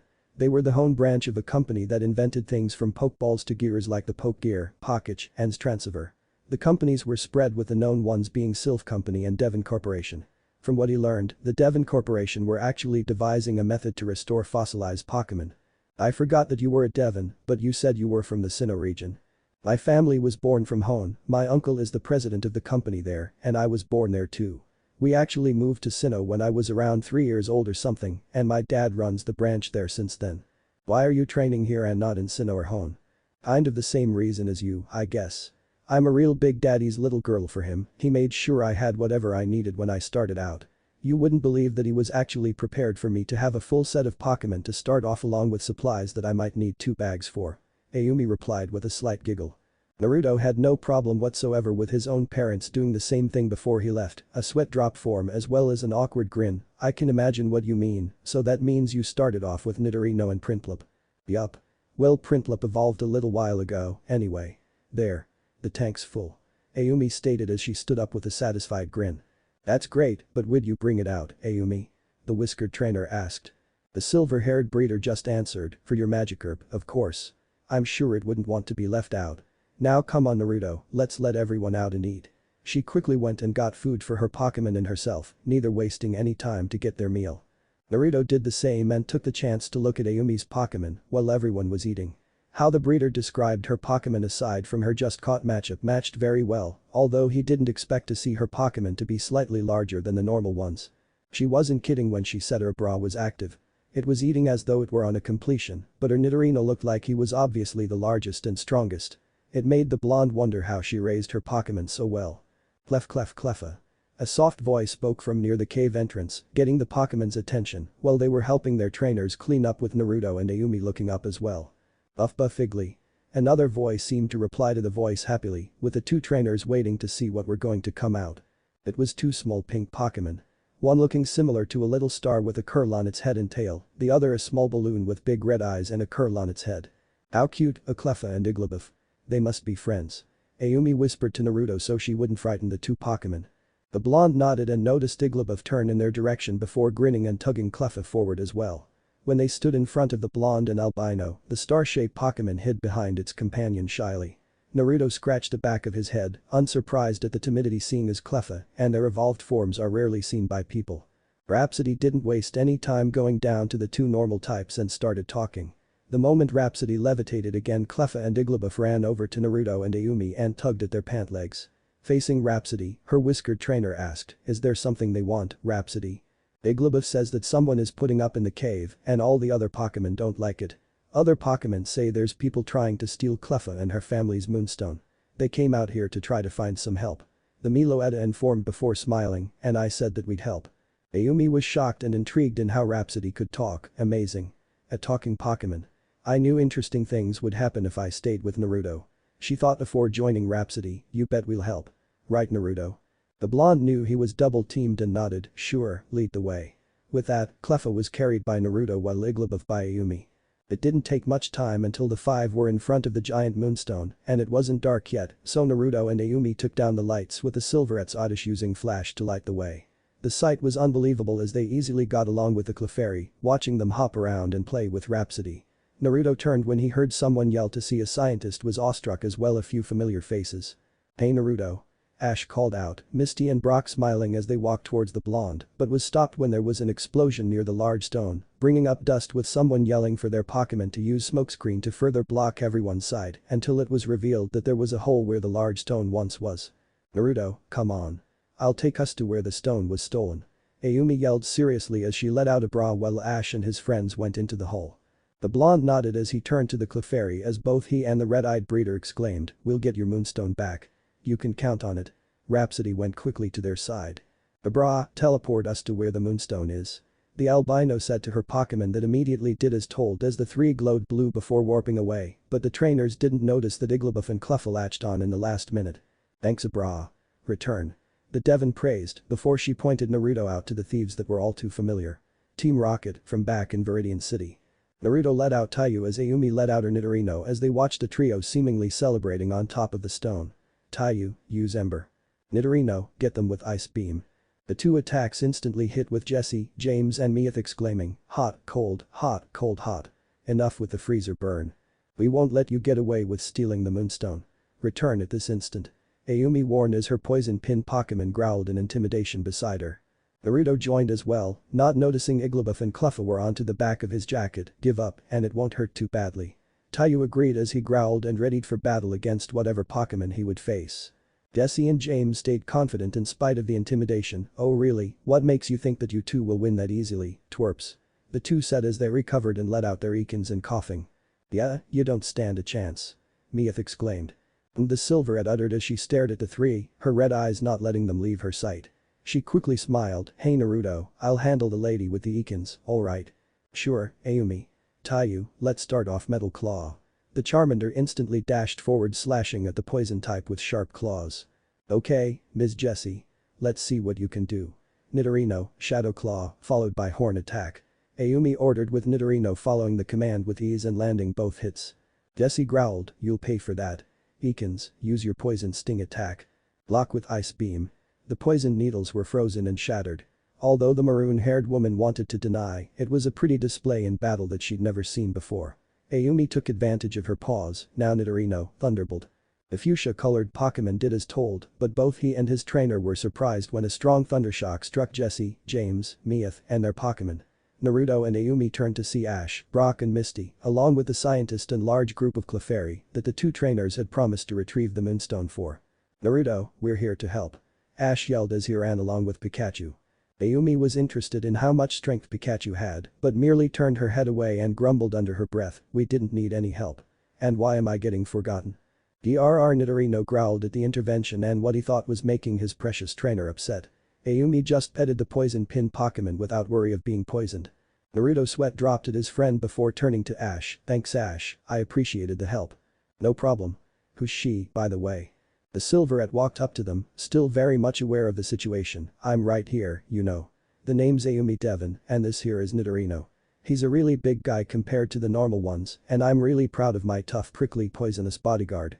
She said teasingly as she easily gave a small hug, ignoring how said Pokemon was giving obvious evil eyes towards the group that was now slowly backing away. Hey, don't ignore us. Yeah, we're the bad guys here. Everyone turned to see the angry Team Rocket members that apparently had had enough of having no attention. The Sinnoh native only had to glance to her behind her to see that the Clefairy were plenty prepared to get the moonstone back on their own as they stood in position and began wagging their fingers. Metronome, huh? Great. I love that attack. Naruto noticed this as well as finally getting Igglybuff and Cluffa in his arms after Taiyu pointed out the two normal types clinging on his back the entire time. What are the Clefairy doing? Ash asked. The Clefairy are using the metronome. No one knows what attack it will be. The scientist said as he followed the rhythm of the Clefairy. The blonde sensed the silver-haired breeder's anticipation and couldn't help but feel a shred of worry. Especially with Rhapsody just as excited even though she was invisible. Something tells me the outcome won't be pretty. When the fairy Pokemon were all done, they all started glowing before launching a large-scale beam at Team Rocket, effectively sending them flying and accidentally shattering the large moonstone to pieces. That can't be good. Ayumi and Naruto muttered at the same time as the shards that were sent flying into the air came back. Everyone turned to see some of the Clefairy evolve from even the small contact with the stone.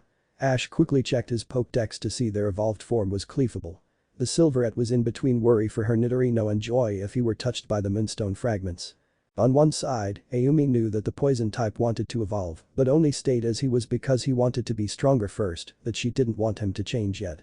The other was that Nidorino had been by her side since she was 3 as a birthday present from her parents, raising him from an egg, with help of course, and Nidorino had always been there with her since. Ayumi rapidly took out Nidorino's Pokeball to return the poison pin Pokemon, but froze when said Pokemon was touched by a fragment. She and everyone else watched as Nidorino glowed and changed forms before the light died down to reveal a very large Nitiking as he gave a terrifying roar. Whoa, what's that Pokemon? Ash exclaimed in mild fright as he looked at his Pokédex that answered. Nitiking. The drill Pokémon and the evolved form of Nidorino. Nitiking's thick tail packs enormously destructive power. With one swing, it can topple a metal transmission tower. Once this Pokémon goes on a rampage, there is no stopping it. It looks really mad. Misty trembled. And scary. Ash added with Pikachu agreeing and hiding. Ayumi, I think you should put him back in his Pokeball. Brock advised to the fellow as he backed away. The Sinnoh native growled. Yes, most Nitiking were known to get upset for no reason, but hers was different. Nitiking isn't mad or scary. He's the best Pokémon anyone could ever hope for. Ayumi looked over to her Pokémon that was obviously larger than normal Nitiking. He had to be at least 2 feet taller than a normal one. She walked over calmly to make sure she was right next to Nitiking that looked back down at his trainer. Ayumi patted the drill Pokémon on his stomach before hugging him as best as she could. See? Nitiking may have evolved, but he's still the same tough prickly bodyguard he's always been that I'll always be proud of. The large purple Pokémon looked down at Ayumi with something that couldn't be detected by Ash, Misty, and Brock screamed her name as Nitiking moved his arms toward her while Naruto watched, knowing that if anyone knew Nitiking, it was Ayumi. The three didn't expect for the drill Pokémon to actually carry the Devon princess style and nuzzle her as he growled softly. Ayumi only giggled as she pet Nitiking, congratulations on evolving. You look so much stronger. She then checked her Pokédex, which spoke loudly. This Nitiking is LV. 31, it knows the moves. Ice Beam, Thunderbolt, Shadow Claw, and Iron Tail. Naruto's eyes widened at the strength of the drill Pokémon, but wasn't too surprised since those two have been together probably longer than he and Rhapsody. The blonde only smiled at the caring display. Nitiking, we'll make sure our journey's unforgettable, right? The silver-haired breeder grinned. Nitiking gave a large fanged smile as he nodded. The three could only watch in awe as the Clefairy and Cleefable cheered for both themselves and those two. Naruto and Ayumi watched as the Clefairy and Cleefable danced under the moonlight. They glanced over the group who were conversing with the scientist. Naruto did have to admit, the red-eyed girl made a good call by choosing to go through the cave, because afterwards the Cleffa and Igglybuff decided to tag along with Naruto. Ayumi was a little upset that the blonde got the two, but was satisfied when she caught a male Clefairy and with Nitiking evolving. The 2 plus Rhapsody left Ash and the others pretty quickly with them being noticed and were out of the cave easily, although they did pass by a strange scientist that was mulling over his dome fossil and helix fossil for some reason. So bright.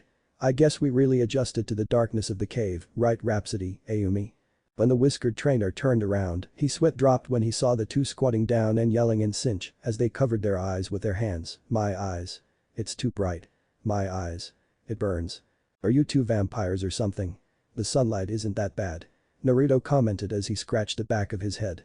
Speak for yourself, Naruto daddy. The breeder and Meloetta yelled without opening their eyes. The sweat drop grew larger and he tried to change the subject. Ayumi, if you two don't want to stay in the sun, you could always have your bra tell. A bra. Naruto didn't even get to finish his sentence as Ayumi seemed to have already had the idea and had her bra send Rhapsody and herself to what he could guess would be the Cerulean City Pokémon Center. The blonde couldn't help but gain a tick mark from being left behind. Come on, Ayumi. You could have taken me with you. He yelled before trudging on his way to Cerulean City, grumbling the whole way. Chapter 4. Naruto, what took you so long? Ayumi asked as she walked up to the very upset blonde with Rhapsody beside her. The whiskered trainer muttered, 3 days, it took me 3 days to get to Cerulean City. And this whole time you and Rhapsody were here. You guys left me behind. The two sweat dropped, come on, at least you were able to give your Pokémon a good amount of training right? Your Charmander looked about ready to evolve, too. The Silverette stated nonchalantly as she looked away. Rhapsody patted her trainer, sorry daddy, I just didn't like the sunlight from the cave. Naruto accepted his first Pokémon's apology with a sigh before asking, how did you know that Taiyu was ready to evolve? He actually did a bit of training on the way to help his group before deciding to switch his Pokémon for the gym battle. Taiyu had indeed managed to evolve into Charmeleon, and the Unova native couldn't help but give the fiery lizard with a bit more training and going up to LV. 19. Falco was doing well too, being LV. 17 now and almost on his way to evolving, along with Yumi not too far away. Thanks to the exp. Share. Aki and Haru were doing well, the Eevee of the two was doing well to make sure he was as fast as his evolved twin. The two now at LV. 16 and being as strong of a duo as they have been. Ayumi shrugged as she pointed at herself, I'm a breeder remember. Figuring out if a Pokémon's ready to evolve is easy. The albino seemed to remember something, that's right. Speaking of evolving, check this out. Come on out. She exclaimed, happily releasing one of her Pokémon. What came out wasn't a Pokémon that Naruto expected, it was a Mothim. the evolved form of a male Burmy, but like any of Ayumi's Pokémon, he flew in circles around the long-haired girl without stopping, even though Mothim were known to be nocturnal. It was also noticeably bigger as well, and particularly well-groomed, probably the breeder's specialty from how he'd seen her Pokémon so far. Ayumi grinned and stroked the moth Pokémon's wing when he landed on her shoulder. You weren't the only one doing some training over the 3 days. My training focuses on all of my Pokémon's strengths and weaknesses and making them stronger. Although I kind of wanted to just challenge the gym leader before you got here, but that would have meant you wouldn't be able to see my battling skills. Naruto didn't know whether smirk or sweat drop. Well, I have to switch out my Pokémon so I can give Teru, Aoi, Hashi, and Mao some training before I can challenge the gym leader. He said, walking up to Nurse Joy and giving her his Pokémon to heal with the Devon not too far away, so that means I'll be able to watch your match. Alright. After your Pokémon recover, I'll win my badge. Ayumi cheered with her Mothim cheering as well. Ayumi grumbled after her win as she stared at her badge. That was the most boring battle ever. Were those girls even motivated? And those Pokémon were working so hard that it's sad. The Devon had easily won her gym challenge, but it didn't seem to satisfy her, with Naruto somewhat agreeing, as the gym leaders were the sensational sisters and weren't interested in battling but water ballet. Ayumi used her Oddish and won with a single energy ball. Winning the badge since the girls wanted to just use one Pokémon to make the battle run by faster. The blonde was just as disappointed when he only needed to have his Pichu use his Thunder Punch to win his badge, and he had given Teru a small amount of training. Naruto was getting a little worried when his companion looked about ready to start a fight when Lily, Daisy, and Violet were whining. This is like such a waste of time. Yeah, battling is so bad for my skin. We have, like, so much better things to do. How can you be gym leaders with such motivation? You make me sick. Ayumi snarled, with Oddish agreeing with her trainer. What did you say? At least we're pretty and talented. Yeah, being an underwater ballerina isn't easy.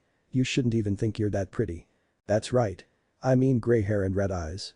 Aren't you like really old or something? Your style is so ugly, no wonder you won, you're such a tomboy. I'll show you a tomboy. Naruto quickly held the very ferocious breeder back and tried to calm her down while making sure there was a good distance between the girls. Let's go, Ayumi. We can always go out and try to catch a few new Pokémon here before going on our way. Ayumi struggled out of grip as he kept dragging her backwards and out of the gym. Let go. I need to teach those annoying excuses for trainers a lesson. The blonde tried to think of something quickly as the Silverette started to gain adrenaline and managed to stagger forward before remembering, how about I show you my Pokémon egg? Egg? The Sinnoh native paused before turning around so rapidly that she almost swung Naruto around. You have an egg? She asked with sparkling red eyes. Naruto was slightly scared of her enthusiasm. Yeah, my mom and dad snuck in 2 eggs, one hatched into the Eevee twins, well, Leafy and an Eevee now. That's so cool. I help take care of a lot of Pokémon eggs. It's great to have one and wait for it to hatch. It makes you feel almost like a parent. She grinned as she watched a whiskered trainer take out the egg to show her. Yeah, I know what you mean. I took care of Rhapsody since she was an egg too. I really wonder what it'll be. It has been about a few weeks. Then it must be a surprise. Hey, let's go fishing. I hear some of the water Pokémon here are really worth catching. Ayumi said as she started dashing ahead. Naruto sighed in relief that the albino forgot about the trio of girls and was now looking forward to catching water Pokémon. Hey, wait up. He yelled as he ran to catch up after safely putting his egg away. Ayumi and Naruto just sat back as they waited for their super rods to catch something as they waded along the Cerulean Cape. The place was almost deserted, so it was a good chance to let their Pokémon out. The 2 trainers sighed as they watched their Prinplup and Magikarp swim by. What's with the slow pace? Ayumi muttered. Naruto nodded as he looked ahead and nearly jumping out of his skin when he saw the Silverette's Nitiking doing laps in the water. Ayumi. Am I seeing things, or is your Nitiking actually swimming in the water? Oh yeah, Nitiking's doing great, isn't he? Said girl grinned when her Pokémon was mentioned. I've taught him surf and had him staying in the water doing some laps as his training to raise his endurance and get rid of that type disadvantage. You're doing great, Nitiking. Ayumi cheered, her poison ground type surprisingly swimming faster in response. Naruto couldn't believe seeing a swimming Nitiking, even if they were rumors of a wild Nitiking being able to swim without worry of its type, it was still a shock to see one actually train their Pokémon to do it, and it was Ayumi who achieved that. She was definitely a determined breeder. Huh. Hey, we caught something. Alright. Let's reel them in. Ayumi announced as Naruto agreed. Both pulled at their rods to reveal a pair of Horsia. The 2 grinned and called the Pokémon they were going to use. Let's go, Teru Oddish. The breeder and trainer's Pokémon didn't waste any time coming forward, ready for their battle. Ayumi glanced over to Naruto even with her bang covering her eye. Why don't we see who catches their Horsia first? The blue-eyed blonde grinned, "You're on. Teru, start things off with Sweet Kiss and Thunder Wave. Like we trained." The Pichu did as told as he let out yellow, sparking kiss marks that hit and shocked the Horsia at the same time. In the dragon Pokemon's moment of paralysis, he yelled, "Now use Iron Tail." Horsia didn't want to go down without a fight and launched a Water Pulse, hitting Teru by surprise. Cha. "Teru, hang in there and hit it with Sweet Kiss one more time," Naruto ordered, making sure the water type was confused as it swam a little dizzily. "Oddish, don't let that Aurora Beam hit you. Hit it Sludge Bomb and Energy Ball." Ayumi yelled as the weed Pokemon followed her orders, but the Horsia was stubborn and launched another rainbow-colored beam. Oddish immediately dodged and started glowing and changing forms, becoming Gloom. "Great job evolving Gloom. Now blind it with Flash and nail it with Seed Bomb." Ayumi called out the final move. Naruto did the same, "Now finish it with Thunder Punch." Both Horsia were knocked out by the shocking punch and rain of seeds. The blonde and Silverette didn't waste time taking out their own Pokeballs. Naruto using a Lure Ball and Ayumi using a Net Ball. Both Horsia were caught without any problem at the exact same time. After praising their Pokemon for a job well done, the whiskered blonde and albino scanned their Horsia. Naruto's Pokédex announcing, "This Horsia is a LV. 30 female. It knows the moves. Water Pulse, Twister, Brine, and Agility." While Ayumi's Pokédex announced, "This Horsia is a LV. 35 male. It knows the moves, Aurora Beam, Brine, Hydro Pump, and Twister." Nice, this Horsia must be trying to teach itself Dragon Pulse before evolving to a Seadra. The Silverette said as her Horsia's Pokeball vanished in her hand, showing that it was transferred to the Devon family ranch. "How do you know that?" the blonde asked as his Pokeball vanished as well. "Well, most Pokemon want to know everything they possibly can before evolving, and my Horsia is apparently in that group. He won't be evolving for a while, but I won't let him down." Ayumi informed before taking a look at her transceiver, "I should probably check out how things are back home. That and see if Dad is trying to add another Pokemon or something." She muttered to last part under her breath as she walked off a short distance with her Pokemon following behind. Naruto looked at his own transceiver with Rhapsody earnestly waiting, looking like she wanted to talk about the journey so far. "Well, I guess calling Mom, Dad, Kakanai, and Arukanai wouldn't hurt." The blonde called the four, each one showing up from the corner of the screen. When the four eagerly picked up practically spoke at once, the whiskered trainer sweat dropped. This was going to be a long talk. Meanwhile with Ayumi. "Sweetheart, why haven't you called sooner? Do you know how worried I was?" the Silverette's father asked as he wept in tears, or maybe not, with how much was flowing. He was fairly good-looking man with short silver hair like his daughter's and dark blue eyes, with a somewhat tan complexion, as he wore a black suit and tie. "You know, if you needed anything, Daddy would make sure you had it." "Dad. Please, you're coddling me." Ayumi sighed, "Sorry I haven't called sooner, I was a little busy, but guess what, Nidorino evolved into a great big Nitiking. Why don't you say hi?" she said with a large purple Pokemon lifting her up for him to be visible to the screen. The grown Devon's eyes widened before smiling, "I must say, you've done wonderful, Ayumi. Nitiking, I'm sure you have been protecting our dear little angel for me." The Nitiking nodded as he stared at her precious trainer's father in the eye, both agreeing not to let anything upset their favorite albino. "Now I remember who taught Nitiking to be so protective." Ayumi sighed when the two weren't paying attention. "Oh yeah, I won 2 badges and made a friend." That made the silver-haired man perk up quickly, holding up a folder that had the title of A-chan's favorite Pokemon in bold on it. "Really? Would you like me to give you 2 Pokemon as a reward for winning the badges? Maybe some of your favorite Pokemon that you've wanted me to bring with you. And who's this friend of yours? Please don't tell me it's a boy." "Dad, please don't. I'd appreciate the gift as amazing as it would be, but please don't. As for my friend, his name is Naruto Uzumaki Namikaze. The son of the famous top coordinator, Kishina Uzumaki, and Johto region champion, Minato Namikaze. He wants to be a top coordinator and champion as well." Ayumi explained to her very protective father, hoping he'd be fine with the blonde since his parents were so successful. "So they had a son. I didn't expect that. If he's a good kid that you'd actually don't mind befriending, I'll accept it, but if anything happens, just give Daddy the word and he'll have whatever you need." He instantly held up a thick binder with the front saying emergency if A-chan needs help. It seemed that he always kept things for his red-eyed daughter around in case she ever needed anything. Ayumi's sweat dropped, "Thanks Dad. Of course, anything to make you happy. Well, I was wondering if you remembered that old missing rich boy paper, the one that said his name was James and that he ran away." "Ah yes, the boy's family and fiancé were dreadful, from what I've heard from those that have been around. They were desperate to use the child for their benefit and tried to get whoever they could to search." The navy blue-eyed man remembered before asking, "Why do you ask?"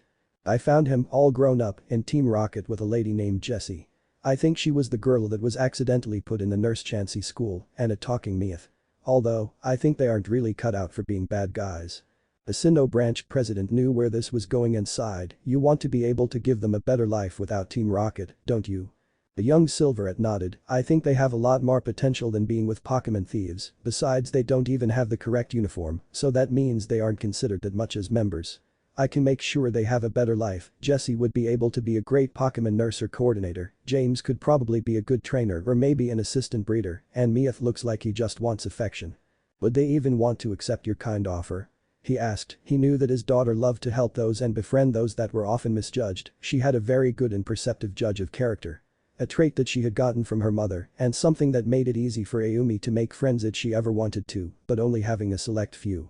That really made him worry most of the time. Well, I'll negotiate and make Naruto agree, I mean I'm sure Naruto noticed when he battled the James guy, so that way he'll help. I'm sure that things will be a lot more exciting that way. So long as you don't put yourself in danger, it's fine.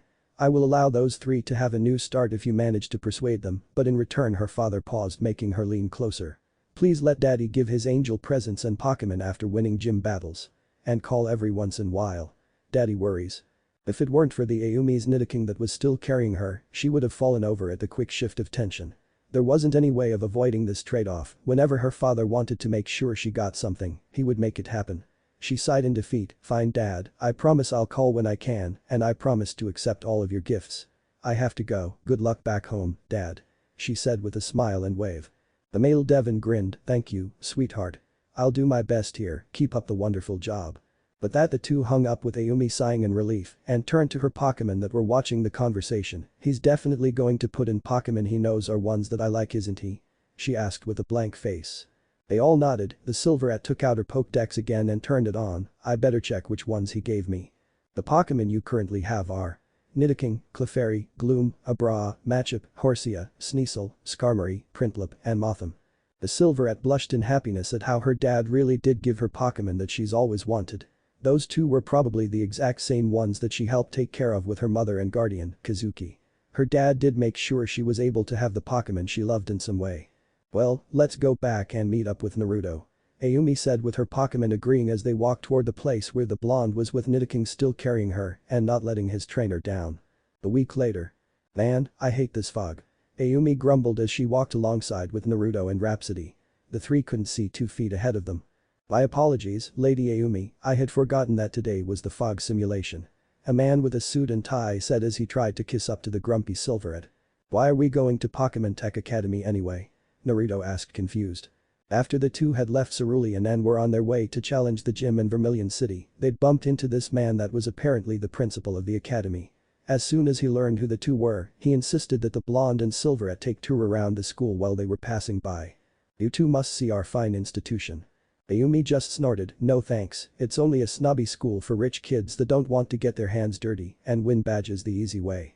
Naruto hardly ever heard about the academy before until now, but with how the albino breeder described it, it wasn't so surprising. His mom hated places like these. Neither of us attended, so I don't see the point. Well, the school accepts only the wealthy, but we could always use more funds. So you want to see if we could do it and have our parents be sponsors? My first and final answer is no. The Devon interrupted, definitely not happy about the whole idea and considering for her recently evolved Kadabra to use teleport. You won't get anything from my family either. The Unova native added. He definitely didn't want to help someone that's probably spoiled rotten. The man sweated as he gave a nervous smile, you two can look around before making your leave. I'm sure you will reconsider. No thank you. The Sinnoh stated, not backing down from her refusal and almost showing her business roots. I'm sure there must be a way to change your we're here. The two trainers and Meloetta looked ahead to see the entrance of the large school as the fog cleared up. Naruto wasn't really surprised of the size since it was a school for rich kids, but he wasn't really aware of schools like these since he learned what he needed at home by Iruka and Kakashi without going into schools. That kind of led to him not knowing many kids his age. The principal took advantage of the distraction and pushed the two forward from behind, now that we're here, it couldn't hurt to take a look around. I'll even introduce you to the best student in the academy. Wait, what? Hey, don't push me. My name is Giselle. It's nice to meet you. I'm the top student of the beginning classes. Some call me a star, but I'm just Giselle. A girl that looked about 8 with long wavy brown hair greeted rather arrogantly to Naruto and Aumi. The Silverette just rolled her eyes and looked in a different direction while the blonde blinked, beginning class. Like the starting bottom? That's right. Giselle responded, expecting awe, since I'm already the top student, then I'm already a great trainer. Ayumi just gave her a blank face, being in a stuck-up place like this doesn't mean anything, and I don't see why you're bragging. You remind me of a seeking in a little pond of Goldine. Just what do you mean by that? The student asked and Naruto could feel the start of a fight again. You say you will be a great trainer, but you're only in the beginner class. Comparing to the intermediate and advanced classes, if you were the top student of those classes and skipped right to it due to your talent, then that's praiseworthy. Yet if you are as good as you say, why haven't you swam your way to a more spacious lake? The albino asked without a tinge of hesitation in her voice, as she said everything calmly. Giselle got furious at what she felt was disrespect, then how about a battle? I'll show you how good I really am. Now ladies, please don't fight. Giselle, don't provoke our guests. The principal tried to negotiate. Sorry Mr. Principal, but I've never been good with kids. Especially ones that I know need some discipline, but if she feels the need to battle me to prove herself, let her. Ayumi grinned as she looked like she was eyeing her prey. At least it seemed like it to the blonde and Meloetta. Naruto stepped forward, Ayumi, why don't we just go? We've already seen enough. No way, Naruto. I always finish what I start. Besides I want to battle this so-called star. The whiskered blonde sighed as Rhapsody sighed as well as she accidentally revealed herself. Giselle instantly noticed the non-local Pokemon and focused on Naruto, I change my mind. I challenge you and if I win, I get that Pokemon. What? Rhapsody isn't a thing. You can't just want someone else's Pokemon because you see them and like them. Naruto yelled, he was actually starting to see why Ayumi instantly disliked her. The academy student smirked, so you're afraid that you'll lose? You must be if you aren't accepting. You probably aren't even a trainer. You two are probably from two no-name families trying to attend our prestigious school. The silver-haired breeder spoke this time, then you really don't know anything about us. How about you battle the two of us to see for yourself? It'll be a one-on-one each. You'll battle me first, and when you lose you will still battle Naruto, and I can assure you that we will both win. What makes you so sure? Giselle questioned as she narrowed her eyes. Ayumi tightened her ponytail as she gave a feral smile, both of us know our Pokemon. She looked over her silent companion, you're in, right? Naruto just looked over to Rhapsody, who seemed to be fired up and looking at him like she wanted to be the one to be battled, and sighed, not like I have a choice. Great. Mr. Principal, mind leading us to a good open place to battle? Ah, of course. The three were led to an open poolside with the two girls standing in front of each other, only Giselle glaring at the older with two of the school-provided pokeballs in her hands. Naruto and the principal stood from the side as the referee. Ayumi took out one of her pokeballs with a smirk, I think I'll do you a favor and stick to this region. Get ready, Magic. She said as she released the superpower Pokemon that had evolved around the same time as her Kadabra. Joke. Magic. Giselle's eyes widened at the larger-than-average size of the older girl's Magic and how its muscles were larger as well. She shook her head and concentrated, she had no idea what the Pokemon that were in the Pokeballs were, but she hoped that they would help her win, go. She yelled as she threw the Pokeball in her right hand and watched as it released a Graveler, the evolved form of a Geodude. She was disappointed with the outcome from the definite type disadvantage, but she wouldn't give up so easily. Graveler, use Rock Blast. As rocks flew towards Magic, he calmly waited for his trainer's command, up and from behind, Magic. The superpower Pokemon heard the barely audible words as he vanished from everyone's sight. Where'd it go? Giselle asked the exact thing that Naruto, Rhapsody, and the principal were wondering as she and Graveler tried to find their opponent. Now heave it into the air with strength. Ayumi whispered as she calmly watched the surprised reactions when her human-like Pokemon reappeared behind the boulder-like Pokemon and hurled it into the air. Graveler. The brunette didn't expect such a rapid and almost ruthless succession in moves, the girl that she believed was all talk was practically another person when the battle began, and that Magic of hers followed every single of her vague commands so well. Just who was she? The Silverette took a quick glance at Giselle, only to see her not calling out an attack for her Graveler, Magic, in the air and send Graveler back to the ground with Focus Blast. Joke. Magic did as he was told as he launched himself into the air, clear above Graveler, and threw the orange ball of aura at the ground rock type, forcing it down hard. Graveler landed with a loud crash as it created a crater and was on its back with swirling eyes. Magic landing easily on his feet and made his way to his trainer while Giselle was completely shocked. You were fantastic, Magic. Good speed and power. You've really improved a lot more after evolving. Ayumi praised as she patted her Pokemon on the stomach, glad that he had absolutely no injuries. Ma Magic. The superpower Pokemon grinned as he lifted the albino and perched her on his shoulder and made sure she stayed there. Apparently carrying their trainer around had become a habit for Ayumi's Pokemon that were larger than her. Machuk walked over to his opponent's trainer, guessing that was what she wanted. Ayumi stared down at the shocked girl before stating, "I won my battle against you, but you still have to go up against Naruto. If you're a trainer, don't be so traumatized by a loss." Naruto was just as surprised as the young brunette was. Ayumi was one with many surprises, just like he was. Her training techniques were as secret as his were to her, except when they were teaching each other's Pokemon new moves. Her battle method fit a strategist and an experienced trainer if she tried. She really proved to be a great breeder and she sure did make it interesting. "Well, I'm up. Ready, Rhapsody." Mel. The Melody Pokemon cheered as she floated around her trainer father figure and stared at her opponent, waiting to see what Pokemon she would release. Dizel couldn't help but keep staring at Rhapsody. She was a beautiful Pokemon, the way she looked like a singer and was so graceful, but to the academy student, a Pokemon like that suited her better than the whiskered blonde. She knew she had to be serious about this match. She couldn't be taken by surprise like she did with the first match. Go. What came out was a Cuban, the lonely Pokemon. The brunette didn't hesitate and quickly ordered, "Use your Benemerang." As the bone flew, Rhapsody tried to avoid it as she waited for the blonde to come up with a counterattack. "Rhapsody, send it back with Psybeam and launch an energy ball with a Shadow Clawed Icer."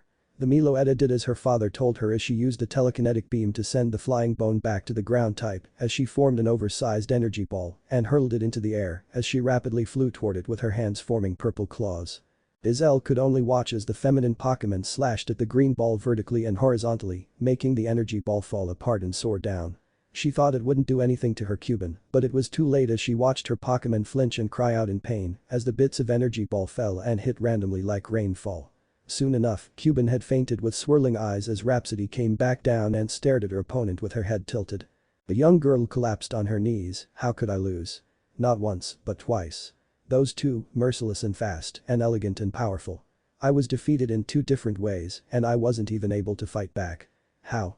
she uttered as she returned the Cuban back into its pokeball.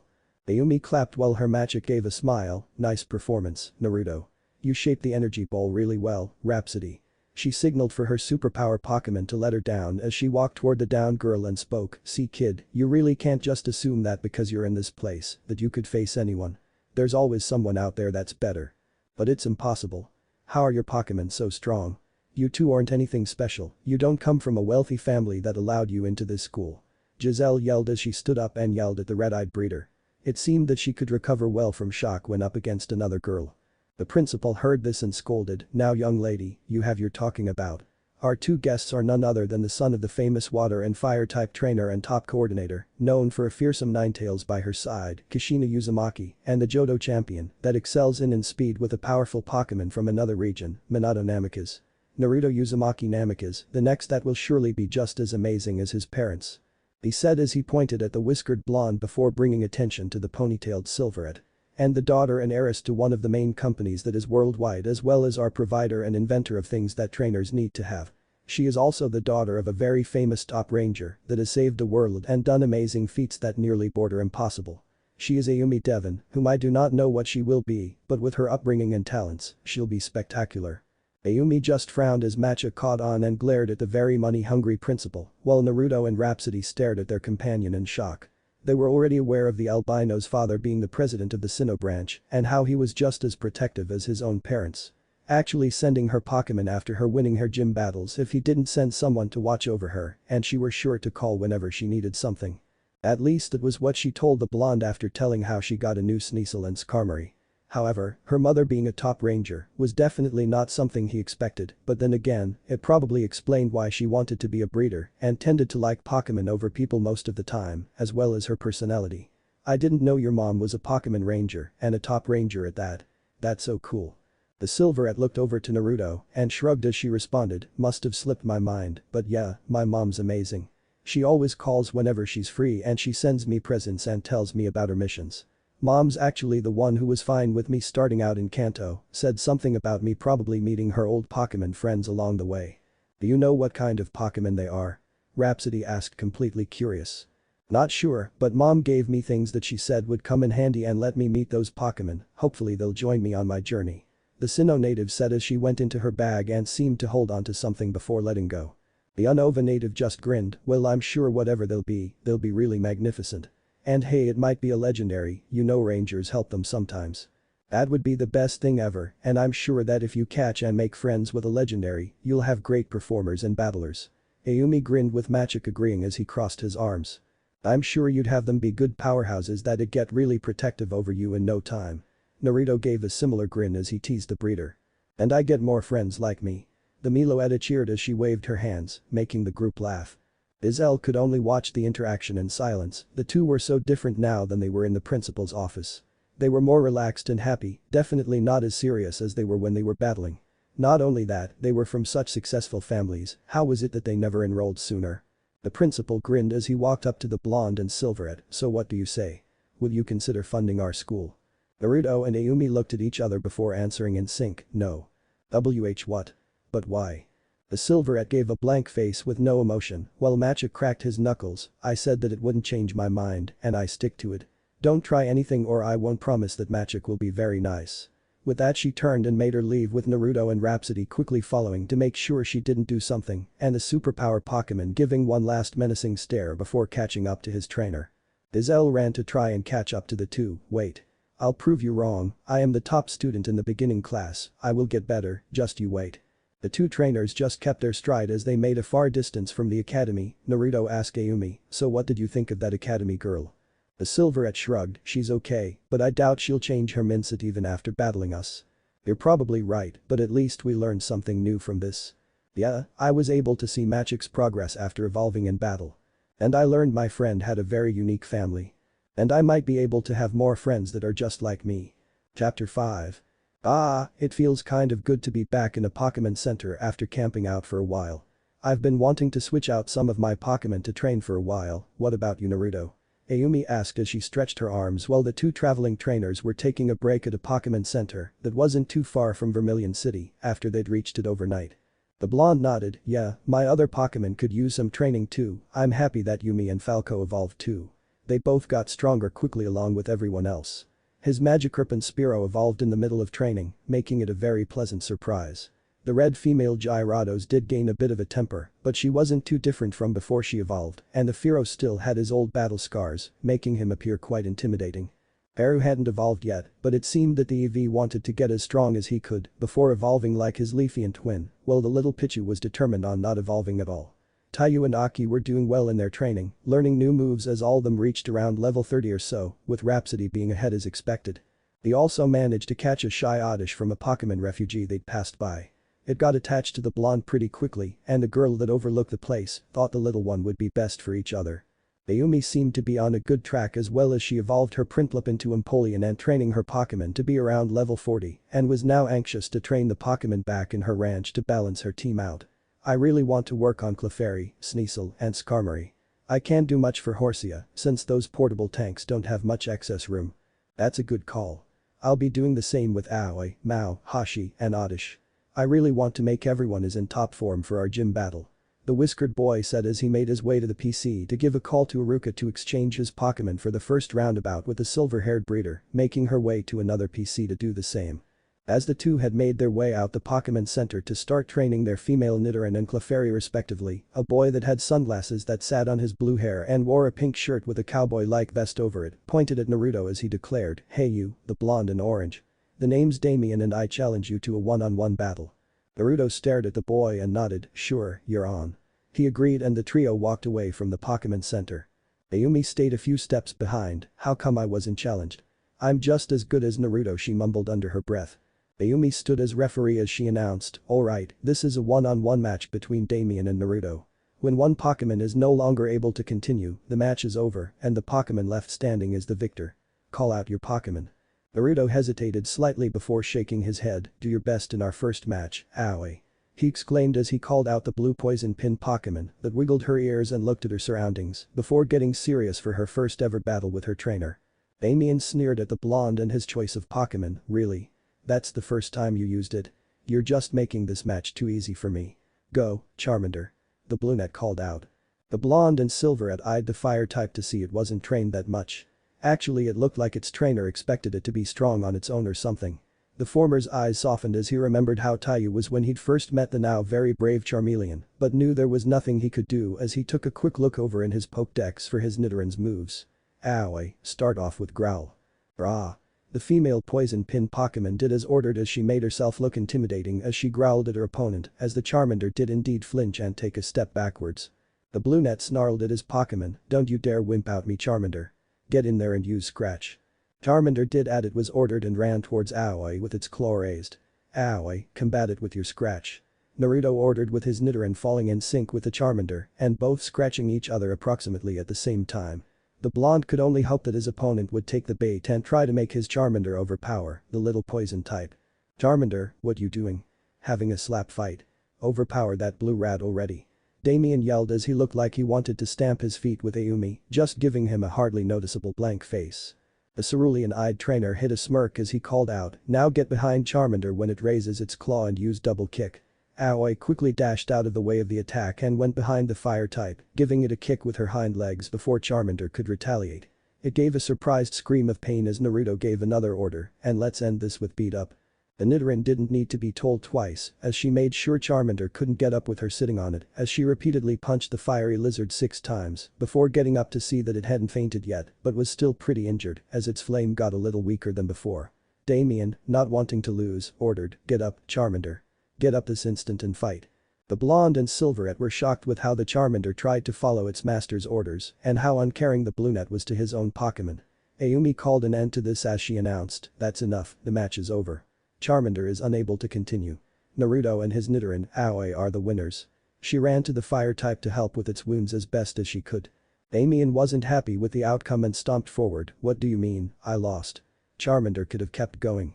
Naruto praised and returned Aoi before stepping forward to respond, if you looked at your Charmander's flame, you can see that it could have been seriously injured. After doing what she could to make the lizard Pokémon's flame a little brighter and healed up, she scowled at the Charmander's trainer, you should take better care of your Pokémon, at least take Charmander to Nurse Joy in the Pokémon Center. I only did what I could. Damian glared at the two before sneered and recalling his Charmander, what I do is none of your business. With that he walked away in the opposite direction of the Pokémon Center.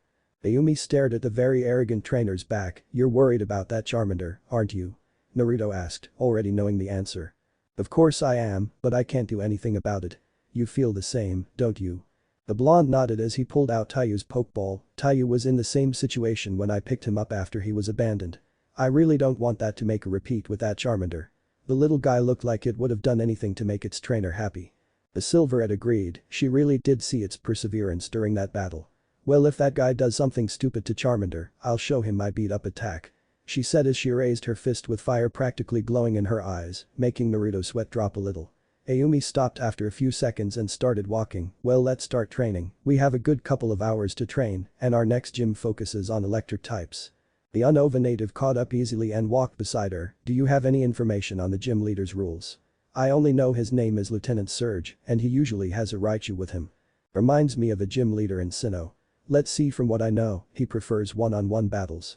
Well that means I'll be all set with Nitiking. The albino breeder responded with a smile. Naruto chuckled, not surprised that his traveling companion was happy to battle with her very first Pokémon and thought over his choices, I think I'll go with Aki. I'm sure he'd love to have a battle. Right. Now let the training commence. Time flew by for the duo as they really worked on their newer Pokémon. Naruto managed to have his Odisha Nidoran evolve, with the now Gloom deciding that he'd wanted to be a Blossom and enter for contests someday. Aoi agreeing as well. His Pichu, Cleffa and Igglybuff doing just as well.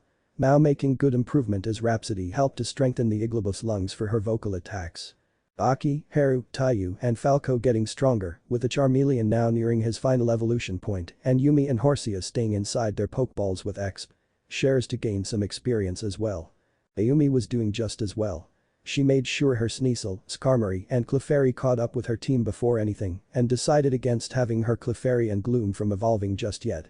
In favor of strengthening them as much as she could and with her own stubborn Gloom in favor of evolving into a Blossom as well for some unquestionable reason. The two helped each other with new moves that the other weren't too known with, like Naruto helping with Dragon Pulse for the Silverette's Nitiking and Ice Beam for the blonde's Nidorina.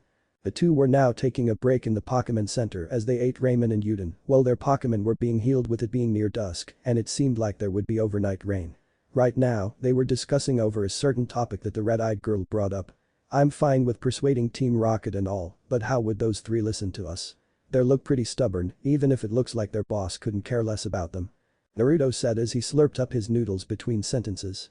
Ayumi chewed on her chopsticks as she thought for a moment before replying, well, why don't we wait until they see that their boss won't help them? That way, it'll be easier without having to worry. After all, I still think they just got dealt a bad hand of fate and we can help them have a better route. We can only hope. The blonde sighed as he drank his broth. Hey Naruto. Ayumi. A familiar voice called, attracting the two non-local trainers' attention. It was Ash and his friends. It had been a while since the two had last seen them. It's good to see you two again. It seems you two have quite an appetite. Brock greeted with a sweat drop at the 8 towering ramen bowls and 3 udon bowls. The latter not appearing that much compared to the former, but it was still surprising for a girl like Ayumi to be able to eat that amount. Naruto sheepishly scratched the back of his head, the two of us spent a really long time training that we forgot about lunch. Brock, I forgot to mention my Charmander and Spearow evolved since the last time you saw them. They're as strong as ever. At the mention of the fire-type Pokémon, the three were a little saddened. The silver-haired breeder asked, what's wrong? Did something happen on your way here? On our way here, we found a Charmander sitting on a rock. Ash started. Its flame was weak and it looked really worn out. It even refused our help and wouldn't leave from that spot. Misty continued. It said it was waiting there for its trainer, but I just hope they come back for it soon. It's really getting late. Brock finished as he looked out the window in worry.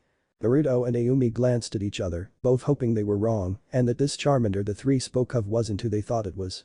Nurse Joy came up with the two's Pokémon and after thanking the pink-haired nurse, Ayumi mentioned there was a trainer with a Charmander. He challenged Naruto and lost. He stormed off after we asked him to go to the Pokémon Center. The opposite direction from here, that is. Ash was confused, why would he do that? If he had an injured Pokémon, it's only natural to come here. His Pikachu agreed. Brock frowned as he thought aloud, the opposite direction from here would be from the way we came. Could that trainer that challenged you have abandoned the Charmander, Naruto? The blonde looked down, I can only hope he didn't do something like that. Ayumi's a breeder and did her best to help it, but its flame was still pretty weak. And it's raining outside now, an injured fire type won't last too long out there. Do you remember what that Charmander's trainer looked like? Misty asked it too, trying to get information to help the possibly injured Pokémon. As the Silverette was about to answer, she was interrupted with obnoxious laughter. The five turned to see a group of boys near the heating area with a familiar boy to the two foreign trainers, Damian in the middle with a large pile of Pokeballs on the table near them. Look at all the Pokémon you have, Damian. One of the guys said in awe. Yeah, these are a cool collection. Damian replied coolly with a smirk as what seemed to be his group agreed. Hey, didn't you have a Charmander too? Another asked. Yeah, I had one, but the puny thing couldn't even win that many matches. Misty frowned as the group of boys loud conversation, what a jerk, I don't like his attitude. Brock agreed as he mentioned, Charmander are weak against water Pokémon, but they can get very strong with enough training. That's the guy. Ayumi muttered with her voice low. What? Naruto explained, he's the guy we were talking about. About my battle, I think the reason he was upset was because I beat him with a Pokémon I haven't given any training for yet. He probably did the unforgivable. The Silverette mumbled vaguely as she clenched her fist, while everyone continued to listen to the loud conversation. So what did you do with it? Stupid thing kept following me around so I just left it on a rock and said I'd come back for it. No way I'm going back for a weak excuse of a Pokémon. His smirk widened as he laughed along with his group. Misty and Ash were shocked by the attitude of the blue-haired trainer, how awful. Misty said as she noticed the two breeders go toward said trainer. Brock. Ayumi. Naruto wasn't surprised when they left at the same time. He was sure that if Iruka was here he'd do the same thing and probably beat the bratty trainer to a pulp. From what he learned from Iruka. If there was anything a breeder will never tolerate were the abandonment and abuse of any Pokémon, and what he was seeing definitely proved it to be true. With twin frowns on their faces, the two stood in front of the laughing boy, making him stop after noticing their presence with his group backing away from slight fear of the two. Recognizing Ayumi from earlier, he wore a scowl, what do you two want? Ayumi glared down at him, why did you abandon the Charmander? Only because of a loss. You don't even deserve to be a trainer. Especially for not even bringing it to a Pokémon Center after I treated it. It was still hurt. Brock grabbed him by the collar and snarled, go and get it. That Charmander is still waiting out there for you. The brunette glared back, why should I? It was my Pokémon, I don't care what happens to the thing. It'll die because of you if its flame goes out in this weather. Ayumi growled as the older breeder squeezed threateningly tighter. Damian pushed Brock away, what I do is none of your business. Do what he says. Ash yelled. What did you say? Naruto walked up as well with a disapproving look on his face. You have no right in punishing a Pokemon for your loss. I won't forgive you if something happens to it. Forgive me? I'm so scared. He said sarcastically, what are you gonna do? Threaten me? The Silverette wasn't above using that card, I can do that, though. One call, and I swear your life as a trainer is over for charge of Pokemon abuse. She stated with her hand over hers transceiver. She didn't want to bring her father and mother's connections into this, but she wouldn't let a person like him get off scot-free after hurting a Pokemon. Damian narrowed his eyes, you're bluffing. A girl like you can't do anything. Try me. Tension was in the air as Nurse Joy yelled, alright, that's enough. Break it up. Violence between Pokemon over personal matters is not allowed. Everyone backed off, but as the blue-haired trainer walked away, Ayumi gave him a solid punch to the face before leaving as she calmly stated, I said I'd hurt him if he did something stupid with that Charmander. I'm keeping my word. And headed out the door and into the rain. Ayumi, at least take a raincoat or something. Naruto called out at the rash breeder as he ran after her. The only thing we can do is make sure the nocturnal Pokemon don't get it. And protect it as much as we can from a distance. We can't risk one of our attacks hurting Charmander. The Silverette said seriously as she had out her Empoleon and Kadabra that were attacking random Pokemon guarded the lizard Pokemon after she covered it in a bundle with her jacket, giving it whatever item she had that could give off heat and did her best to ignore the pounding rain. The blonde nodded as he had Aki and Haru out that were attacking Pokemon that tried to come and attack.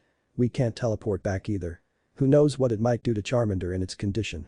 The two fought hard but was getting hard to see in the darkness and rain and was worried when he heard his Eevee yowl in pain, Haru. Naruto and his Leafian brother called out in worry as a thud was heard. Haru had been hit and he couldn't see in this weather, but even so his twin was doing better, at least being able to avoid the hits. It just reminded the Eevee of how evolving would help. His father figure and twin brother would be proud the twins could easily work together in their combination attacks again. Haru shakily stood as he looked up at the night sky and roared as loud as he could with determination as he started to be enveloped in light. When the light died down, it revealed a dark fox-like Pokemon that had red eye and illuminating rings on his body. It was Umbreon, the moonlight Pokemon. Naruto and Aki stared in surprise as the blonde looked over his Pokédex to see the newly evolved Umbreon stats to see that he was level 45 thanks to all the accumulated training and knew the moves. Shadow Ball, Iron Tail, Trump Card, and Moonlight. Congrats on evolving. He smiled. Haru barked at the praise. Aki took his place at his twin side as well. Scram, you pesky Spearow. Leave Charmander and my jacket alone. Hey, let go of my hair.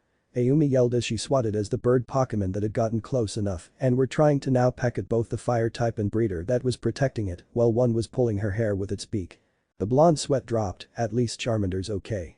Ayumi on the other hand. A rock was hurled near the Spearow, making them fly a short distance and everyone to see that it was Ash and company. Leave them alone, Spearow. Ash's Pikachu immediately stood in front of the three with sparks coming from its cheeks, both soaking wet trainers knew that wasn't a good thing. Use Thunderbolt. Pika. Wait, that's not Naruto yelled. Chew. Lightning shone bright, scaring the bird Pokemon as well as shocking the three. A good idea. Naruto finished as he stared at the stunned trio. Hey, now's not really a good time for a nap. We need to help Charmander. Ayumi called as she now had her Kadabra use Psychic to prevent rain from hitting it and having to remove her now drenched jacket and replaced it with a thick small blanket that was gently placed, not to do any sort of harm to its tail flame. Brock was very concerned at state of the diminishing flame and took the weak fire type in his arms, with Ash holding onto the edge to protect the flame. Ayumi, can you teleport us to the Pokemon Center? He asked as he looked between the albino and her Psy Pokemon. She shook her head, I can't do that, I don't know what it could do to its flame. The older breeder nodded at the reasoning, then can you two alert Nurse Joy right away? She'll be able to help. Ayumi nodded as she and Naruto returned their Pokemon and vanished to tell the pink-haired nurse of the extremely injured Pokemon that was on its way here. Naruto watched from a distance for the entire morning of Charmander running off to return to the rock, the trio falling into one of Team Rocket's pitfall traps, the lizard Pokemon coming to their aid and helping with a power flamethrower, even Damian having the nerve to try and reclaim Charmander, only to have the fire type char him up instead and literally make him run to his mommy. With finally Ash capturing Charmander, from Brock believing he helped just as much. It was really a shame that you didn't get to see all that, Ayumi. I'm sure you would have taken a picture. If you hadn't caught a cold that is. The blonde said with rhapsody out of her Pokeball as the two continued on their way. The Silverette wore a sick mask on her face with her eyes narrowed, be quiet. She grumpily sniffled. It's not surprising that you got sick, you wore thin clothes and got soaked in last night's storm to help the Charmander. I'd say it's a miracle that you only got a small cold. Achoo. You were too, so how come you aren't sick too? The spiky-haired blonde shrugged, apparently my family has really strong immune systems. It's true. I've never seen daddy or his mom and dad get sick. Rhapsody added without missing a beat. Ayumi only sighed sadly, not fair. Chapter 6. Did that just happen? Ayumi asked Naruto. It did. Those Squirtles stole our lunch. Naruto replied. My food, Rhapsody mourned. The three could only stare at the empty spot that was where their food that they were about to eat was. The two trainers were only a couple miles to Vermilion City and had decided to take a lunch break before continuing, but as they getting out the food and bowls, a group of Squirtle in sunglasses sprayed the three with water gun before swiping the food and leaving. Meloetta looked like she was in between crying for her lost lunch and rage. Those Squirtle won't get away with this. She roared as she prepared to fly towards the thieving Pokemon before her father figure stopped her. Rhapsody, it's fine. We still have plenty of food, see? The blonde comforted as he showed another bag of homemade Pokemon food to the Melody Pokemon. We can always make more too, if necessary. Rhapsody pouted, but daddy fine. Only because I can still have my Poffins and Poke Blocks too. The whiskered trainer sweat dropped as he poured the food into the bowl, well, only a few anyway, that aside, let's just go back to having lunch before anything happens again. The Silverette agreed as she took out another of her own specially made food and poured them into the bowls before releasing her Pokemon that eagerly devoured their meal with Naruto's doing the same. Ayumi just sat down next to her Nitiking as she pulled out an orange berry for herself. I do wonder why a bunch of Squirtle would be here. Naruto sat down as well, taking a bite out of a sandwich that didn't get doused with Rhapsody eating on his lap. You do have a point, wild starter Pokemon are really rare. Do you any ideas why, Rhapsody? Meloetta looked up briefly before focusing on her food. I think they were abandoned. I don't like the Squirtle with the pointy glasses, but he thinks that every human is bad. Maybe he's the leader. I'm not sure. Well, that makes sense. Abandoned Pokemon react differently after all, they must have just wanted some way to eat.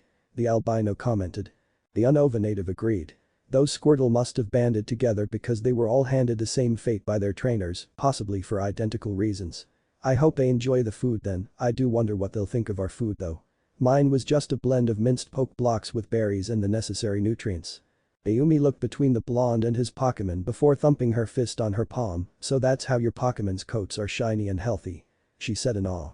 The cerulean-eyed trainer chuckled, well, I learned how to make it from my mom and dad, it took a lot of practice, but it was fun, like when my dad accidentally blended the berries with the lid off. It splattered everywhere. Oh, he really wasn't a good cooker. Both trainers laughed at the analogy. What about yours, Ayumi? Do you put something in it to make your Pokemon larger than average? Not much different than yours, but I use bits of rare candy instead of Poke Blocks. And I can assure you it took a lot of tries before getting it down right. Nitiking nodded and shivered to this as he remembered the bad batches he had to eat as a Nidoran. Naruto didn't miss the drill Pokemon shiver and laughed, just what you'd expect from a breeder. Ayumi laughed as well, your recipe is expected for a coordinator too. By the way, can you tell me about being a coordinator? I don't know much about that, since I'm mostly focused on learning about breeders. Naruto's eyes widened at the idea of someone not knowing about Pokemon contests, especially if they were from Hoenn and Sinnoh, and although his hometown was Unova, he'd grown up watching his mother's performances, as well as his father's battles. Haven't you seen a Pokemon contest before? He asked in horror. The Sinnoh native shrugged, I know some of the rules, but I was never interested. The only reason I actually heard of your mom was because she's an amazing water and fire type trainer. The blonde held a blank face, you have a one-track mind, you know that. I've been told. Anyway, Pokemon contests are where both the contestant and the Pokemon have to be in sync in their timing for the first round, the performance round. There, you can have one or two Pokemon in this round depending on the contest. This is where you can show off your Pokemon and make them shine in their own unique way with combination moves. The coordinators usually dress up as well as using capsule balls and have their Pokemon wear accessories. Only 8 are able pass before continuing to the battle round. Naruto explained. The Silverette tilted her head, battle round. You mean like normal battles?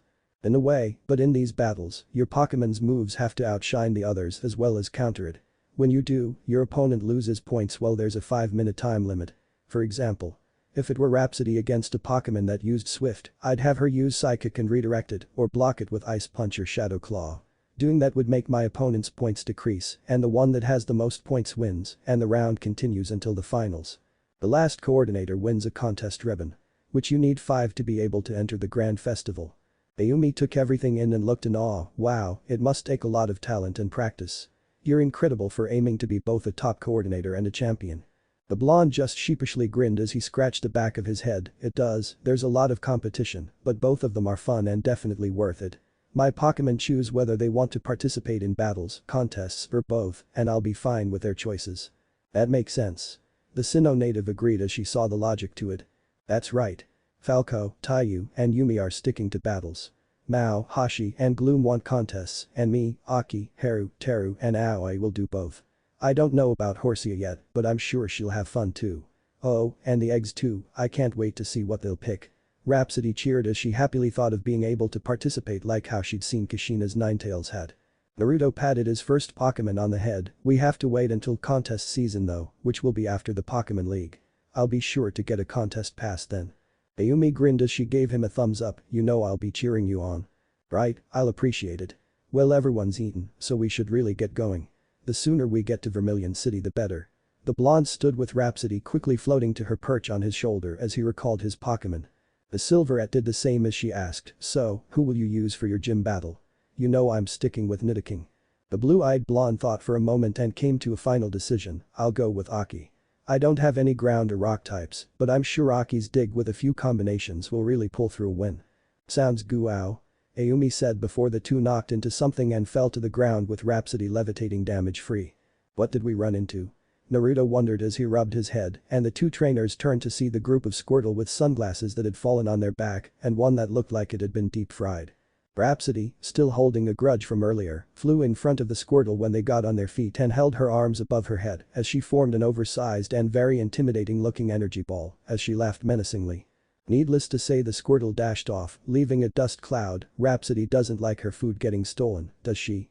Ayumi asked with a sweat drop on the side of her head. Naruto also had a sweat drop as he responded, I guess she doesn't. Huh? He paused when he heard coughing from the fading dust cloud. What was revealed were two Squirtle. One was the fried-looking one, and the other probably the one that was helping the former until the collision and fried of Rhapsody. They must have been left behind by the other Squirtle in their dash. When the glasses-wearing Squirtle realized it was only with its fallen companion against two trainers. It didn't know whether to run or to fight. Rhapsody looked about ready to attack the turtle Pokémon before her trainer called her off. That's enough, Rhapsody. I think they learned their lessons, but that Squirtle needs help. Ayumi. On it. The Silverette said as stepped forward to aid the downed water type, only to be sprayed with water gun and loud yells of Squirtle. Wiping her face to get rid of the water, she asked the Meloetta, what did it say? He said, I'm not letting a girl come near my friend. Girls can't be trusted. You're just like all the other girls, twisting and manipulative. You probably want something from us, don't you? How insulting to the good girls. Rhapsody translated and huffed at the comment. Ayumi frowned, she only wanted to help the injured Squirtle, but the one that had doused her probably had a female trainer that abandoned him along with, what it seems, caused traumatic memories. Look, both my friend and I just want to help your injured buddy. We don't want anything in exchange. Then let the guy help. I won't let you go anywhere near them, got that? I have my eyes on the three of you. And you better not try anything, Blondie. Guy or not, I don't trust trainers. The Melody Pokémon deciphered as the Squirtle thought for a moment before replying. Naruto nodded to the blue water type and gave a kind smile, don't worry, your friend will be as good as new in no time. The Squirtle stared at the blonde's face with an expression that couldn't be seen through his glasses and nodded before glaring at the albino breeder again. Great, a Squirtle that hates me. I only wanted to help. Ayumi muttered under her breath with a whiskered blonde patting her on the back.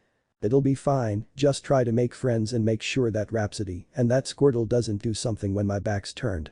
The Unova native comforted as he carried the injured Squirtle and guided everyone to a safer area to begin giving his aid. The blonde ignored a growl behind him as he focused on the Squirtle he was helping and went through his bag of supplies. He'd really have to thank everyone back home later. Some of the things in his bags were really expensive, especially some of the medical supplies and items like evolutionary stones and objects, but that'd be for another time. Naruto took out a revival herb along with a cherry berry that were cut into pieces and began grinding them together. He'd learned from his mom that it was a good way to heal a Pokémon if it were injured by an electric attack, as the cherry berry serves as a good measure to heal any sort of paralysis along with the juices, making it easier to drink, while the revival herb would do the rest. It would take a little amount of time to be grounded up though.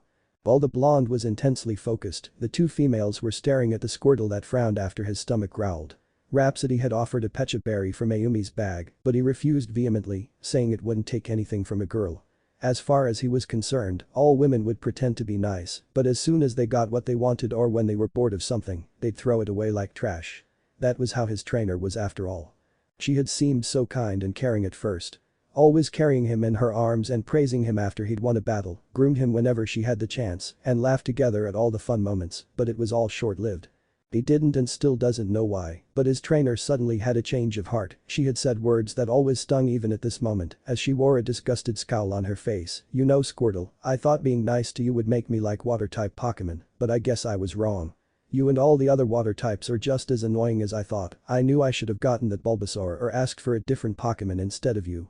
It doesn't matter though, now that I have another Pokemon other than you, I can finally get rid of you."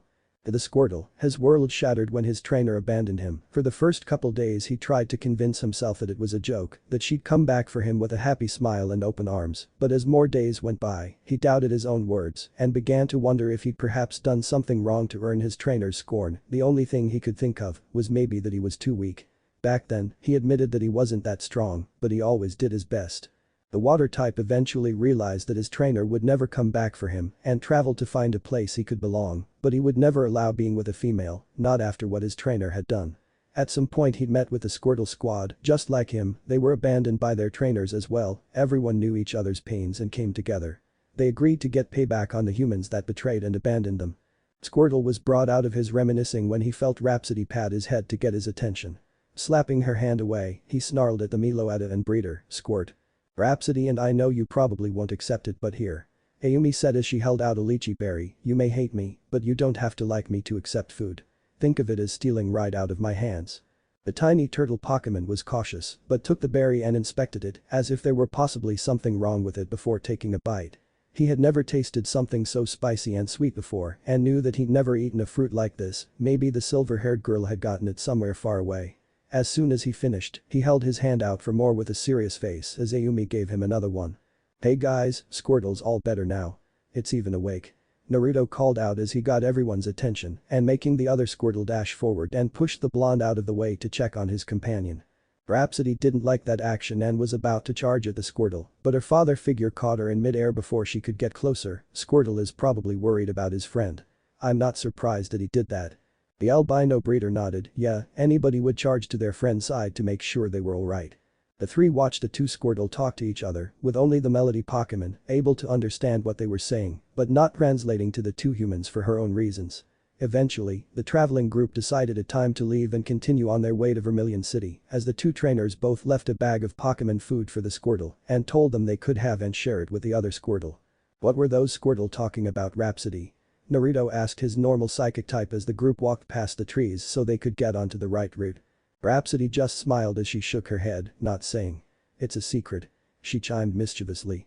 Yumi frowned slightly. "Well, that's not fair, those two were pointing and glancing at us whenever they talked." The blonde shrugged. "Well, maybe it's best not to know." His nose twitched as he smelled something odd. "Do you two smell smoke?" Everyone turned around to see the trees were alit with flames and spread to the trees in front of them, effectively blocking their way out. The two trainers looked at each other in worry before the three calmed down, and the whiskered trainer spoke as he held out his Gyarados Pokeball. "We'll be fine, as long as we put the fire out with our water Pokemon. We'll have my Gyarados and your Nitiking and Empoleon use their water-type attacks. I hope Yumi will be able to handle the heat, but while they do, we'll have Rhapsody and Kadabra use Psychic to keep the flames from spreading." The red-eyed breeder brought out her Kadabra and Empoleon's Pokeballs and let them out. "Nitiking might end up causing a flood with his surf, but let's do it. Right. Help us out, Yumi." Naruto called out as the red Gyarados gave a roar and looked down to her trainer for her orders. The blonde pointed at the flaming trees. "Use your Aqua Tail and help us put out the fire, Yumi. Empoleon, you too. Use brine to douse the flames." Yumi told her Emperor Pokemon. Both nodded to their trainers commanded and immediately used their moves to put out as many flames as they could. The two trainers nodded to each other before yelling at the same time, "Rhapsody Kadabra. Keep the fire from going anywhere with Psychic." Both Psychic types' eyes glowed blue as the flames seemingly froze, making it easier for the two water types. The trainers sighed in relief as the Silverette commented, "We really need to teach our Pokemon Rain Dance if this ever happens again." Agreed, but this fire just won't let up. The blonde frowned until he noticed a section of the fire managed to escape their Pokemon's attack and was climbing down one of the trees that were closer to the trainers as he pulled his traveling companion away to avoid the flame as they saw two jets of water that weren't from their Pokemon putting out that fire. It was the two Squirtle.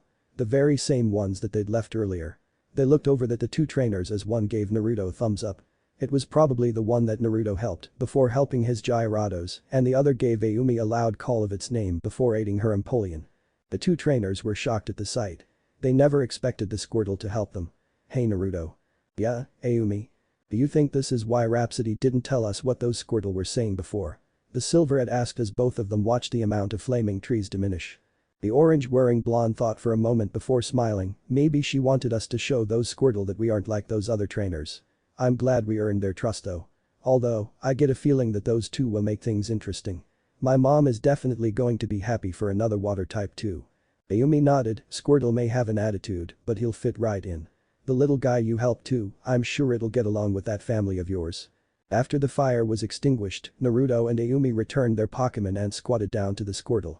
Naruto wondered as he watched them take off their round sunglasses, we really appreciated the help, but what are doing here with us? Don't you want to be with the other Squirtle? He could tell this one was the one he healed from a closer look along with his Meloetta grinning widely. Aumi also asked the Squirtle she could tell was the one she gave berries to with his glare that seemed to have softened from before, I thought you hated girls like me. She got a smack on the shin from Squirtle as a response before pointing at the Pokeballs he'd seen were in her bag. Squirt Squirtle Squirtle Squirt. Squirtle Squirtle Squirt Squirt. He said, I'll let you prove that you're different from other trainers by going with you. You better make it worth joining your team. The Meloetta helpfully translated. She knew where this was going for both the Silverette and her father figure. Ayumi's visible eye widened at what was spoken. She'd expect Naruto to befriend the Squirtle he treated and judging from how the water type seemed pretty happy with the Unova native's presence, he succeeded. But for the feisty Squirtle to consider coming along with her was surprising to the least. Sure. She uttered in shock before grinning and patted the water type on the head, I'm honored to have a strong guy like you in the family. Naruto congratulated his traveling companion as he heard the other Squirtle say something, as well as pointing at the blonde and his Pokeballs. Rhapsody. Can you tell me what Squirtle said just now? He asked the Melody Pokemon. He says he's coming with you since you helped it and sees you as a good guy, daddy. Yay. Another new friend. Rhapsody cheered as she clapped and twirled in midair. His blue eyes widened as he turned to the turtle Pokemon, really Squirtle? You want to come along with me? Squirtle didn't hesitate for a moment when he nodded with a grin, Squirtle. He knew that the blonde was a good person, especially with the fact that he treated the water type without caring for something in exchange. After all, his old trainer was one that wouldn't heal or give him treatment as he was only focused in trying to make him evolve as soon as possible by battling trainers that there wasn't a chance to win against. He was more than happy to be abandoned by his arrogant former trainer after losing so many battles and had hoped to find someone like the person that was in front of him one day, and now he'd gotten his wish. The blonde looked like he wouldn't make rash decisions without thinking. Naruto just smiled, I'll be counting on you, buddy. A few days went by after the two Squirtle joined the traveling duo and now they'd successfully reached Vermilion City, along with Naruto, luckily catching a Magnemite, a female combi, and a Psyduck. Making note to train the meant Squirtle after the gym battle, while Aumi was trying to come up for a strategy for the gym battle with her Nitiking and somewhat spacing out. When they reached the Pokemon Center to heal their Pokemon quickly before their matches, the Blonde and Silverette discussed on who should battle first against Lieutenant Surge. The battle is going to be one-on-one with an electric type and us using Aki and Nitiking. If the first wins the other will be battling a different Pokemon, while the first would be sent to the Pokemon Center. Naruto informed seriously to the albino breeder. More than likely, he'll use his strongest Pokemon first and try to stick it. Aumi thought aloud as she looked around to see fellow trainers waiting outside for their recovering Pokemon. And judging from everyone out here, he's going to stick with that plan and we'll have to be on guard. The blonde nodded, Aki has done well in practicing to dodge electric type attacks from Teru, as well as our practice battles, so I know he'll do his best.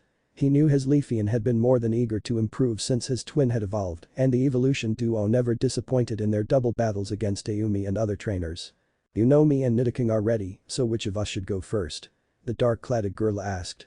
I want Aki to experience his first gym battle, so I'll take the first go. After that, it'll be you and your Nitiking. Aumi nodded in affirmative as they both stood to retrieve their Pokeballs before heading to the gym. Naruto was in front with Aumi behind as they opened the door of the gym to see it was pitch black. Hello. We're here to challenge the gym leader, Lieutenant Surge. The blonde called out, with lights immediately turning on and momentarily blinding the duo.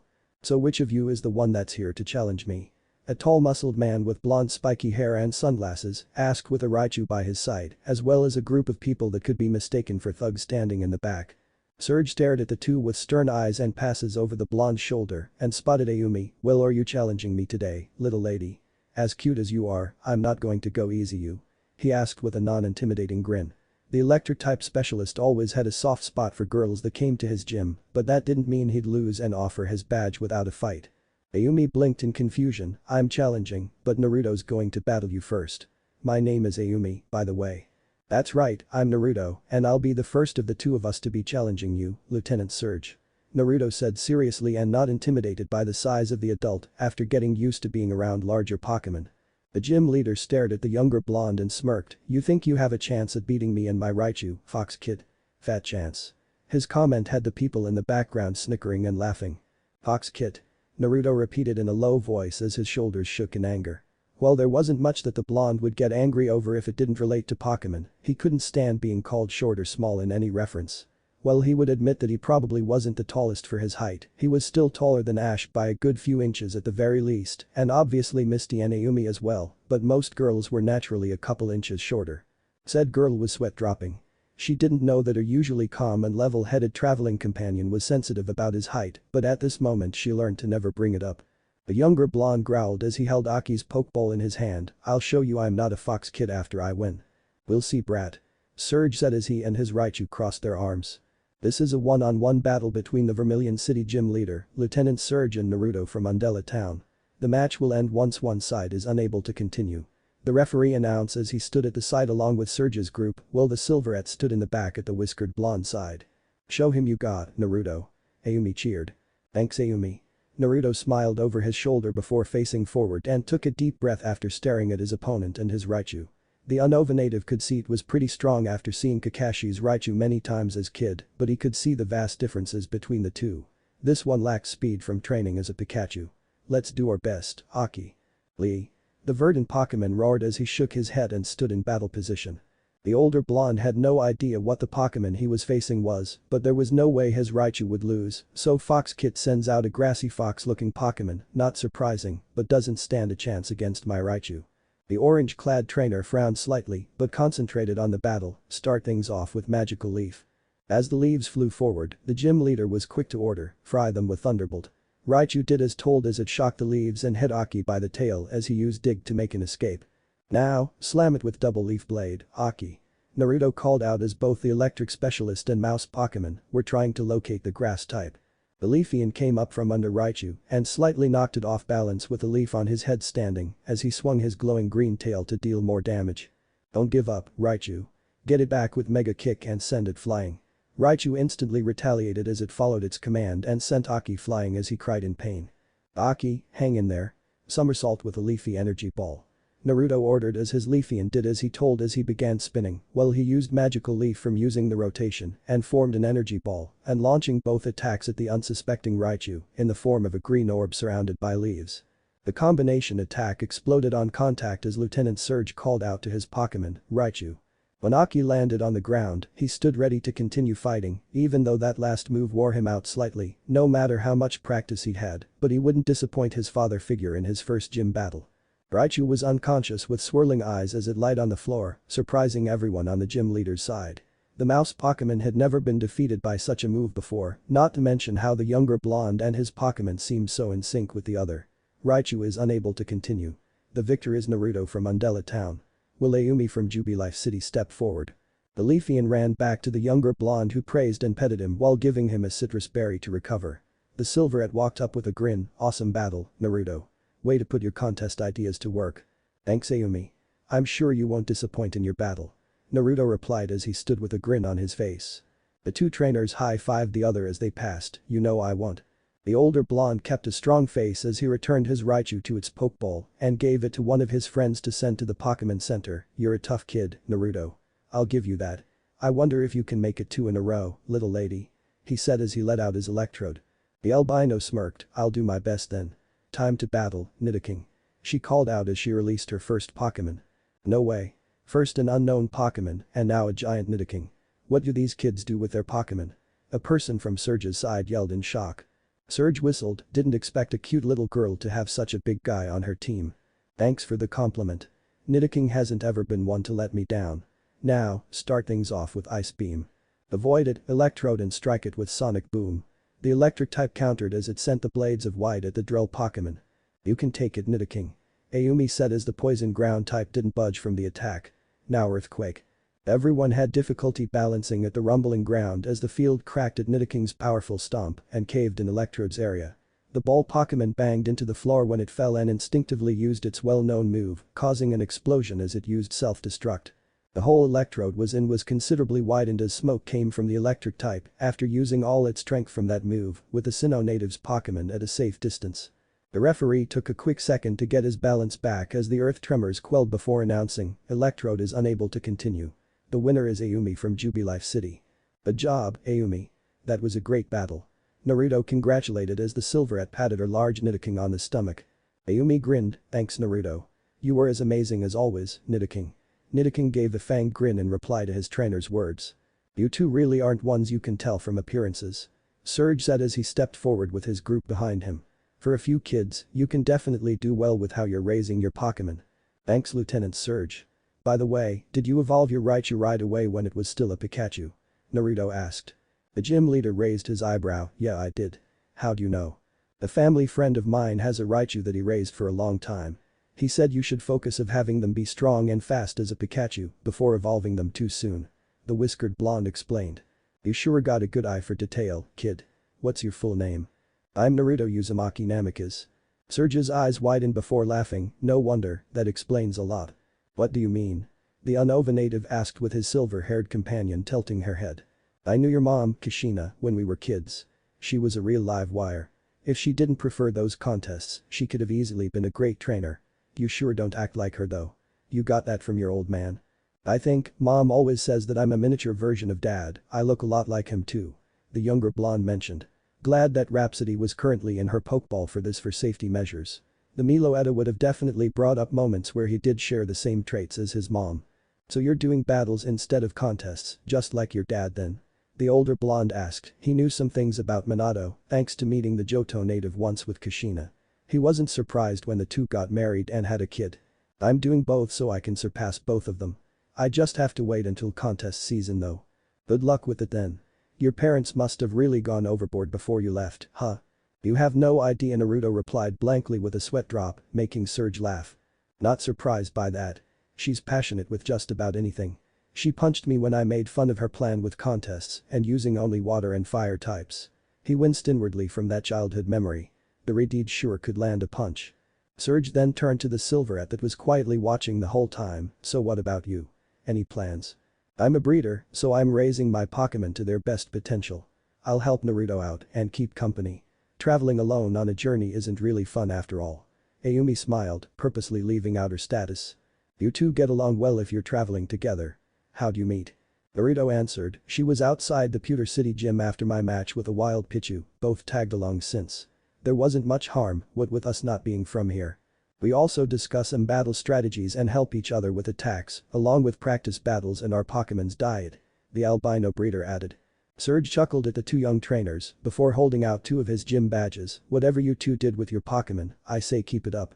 Here's the proof in beating me unlike most of the other babies, the Thunder badge. The traveling duo accepted the badges with beaming grins. Thanks Lieutenant Surge, it was a great match. The two said at the same time with neither really noticing. Don't mention it. Taking a break back in the Pokémon Center, Naruto and Aumi finished talking to their parents. Naruto's happily reminiscing their good times and congratulating their son for his third badge and that they'd be rooting for him, and Ayumi's doing the same and telling her how she'd love the Houndour her father chose and to call for anything. So, which gym is next? The Silverette asked. The Cerulean City Gym focuses on grass types and it might help Taiyu evolve again. I also have a pretty good type advantage and Rhapsody would be able to battle too. The blonde replied, your opinion? I was actually thinking Saffron City that specializes in psychic types, but sure, Celadon is closer, after all. Right. We can always go afterwards before heading off to Lavender Town for ghost types. Naruto gulped in the end. Ayumi cheered, alright. Ghost Pokémon. Naruto and Ayumi, your Pokémon are ready for you to pick up. Nurse Joy said with a smile as she called the two up. Thank you Nurse Joy. The duo replied before showing confused faces as the pink-haired nurse held 2 slips of paper to them. Lieutenant Surge said to hand these out to any lucky trainers to defeat him. These are tickets for an all-expense-paid cruise on the SS Anne. She gave to 2 the tickets before returning to work. Naruto frowned slightly as they walked out after retrieving and having switched out their Pokémon. I have a bad feeling about this.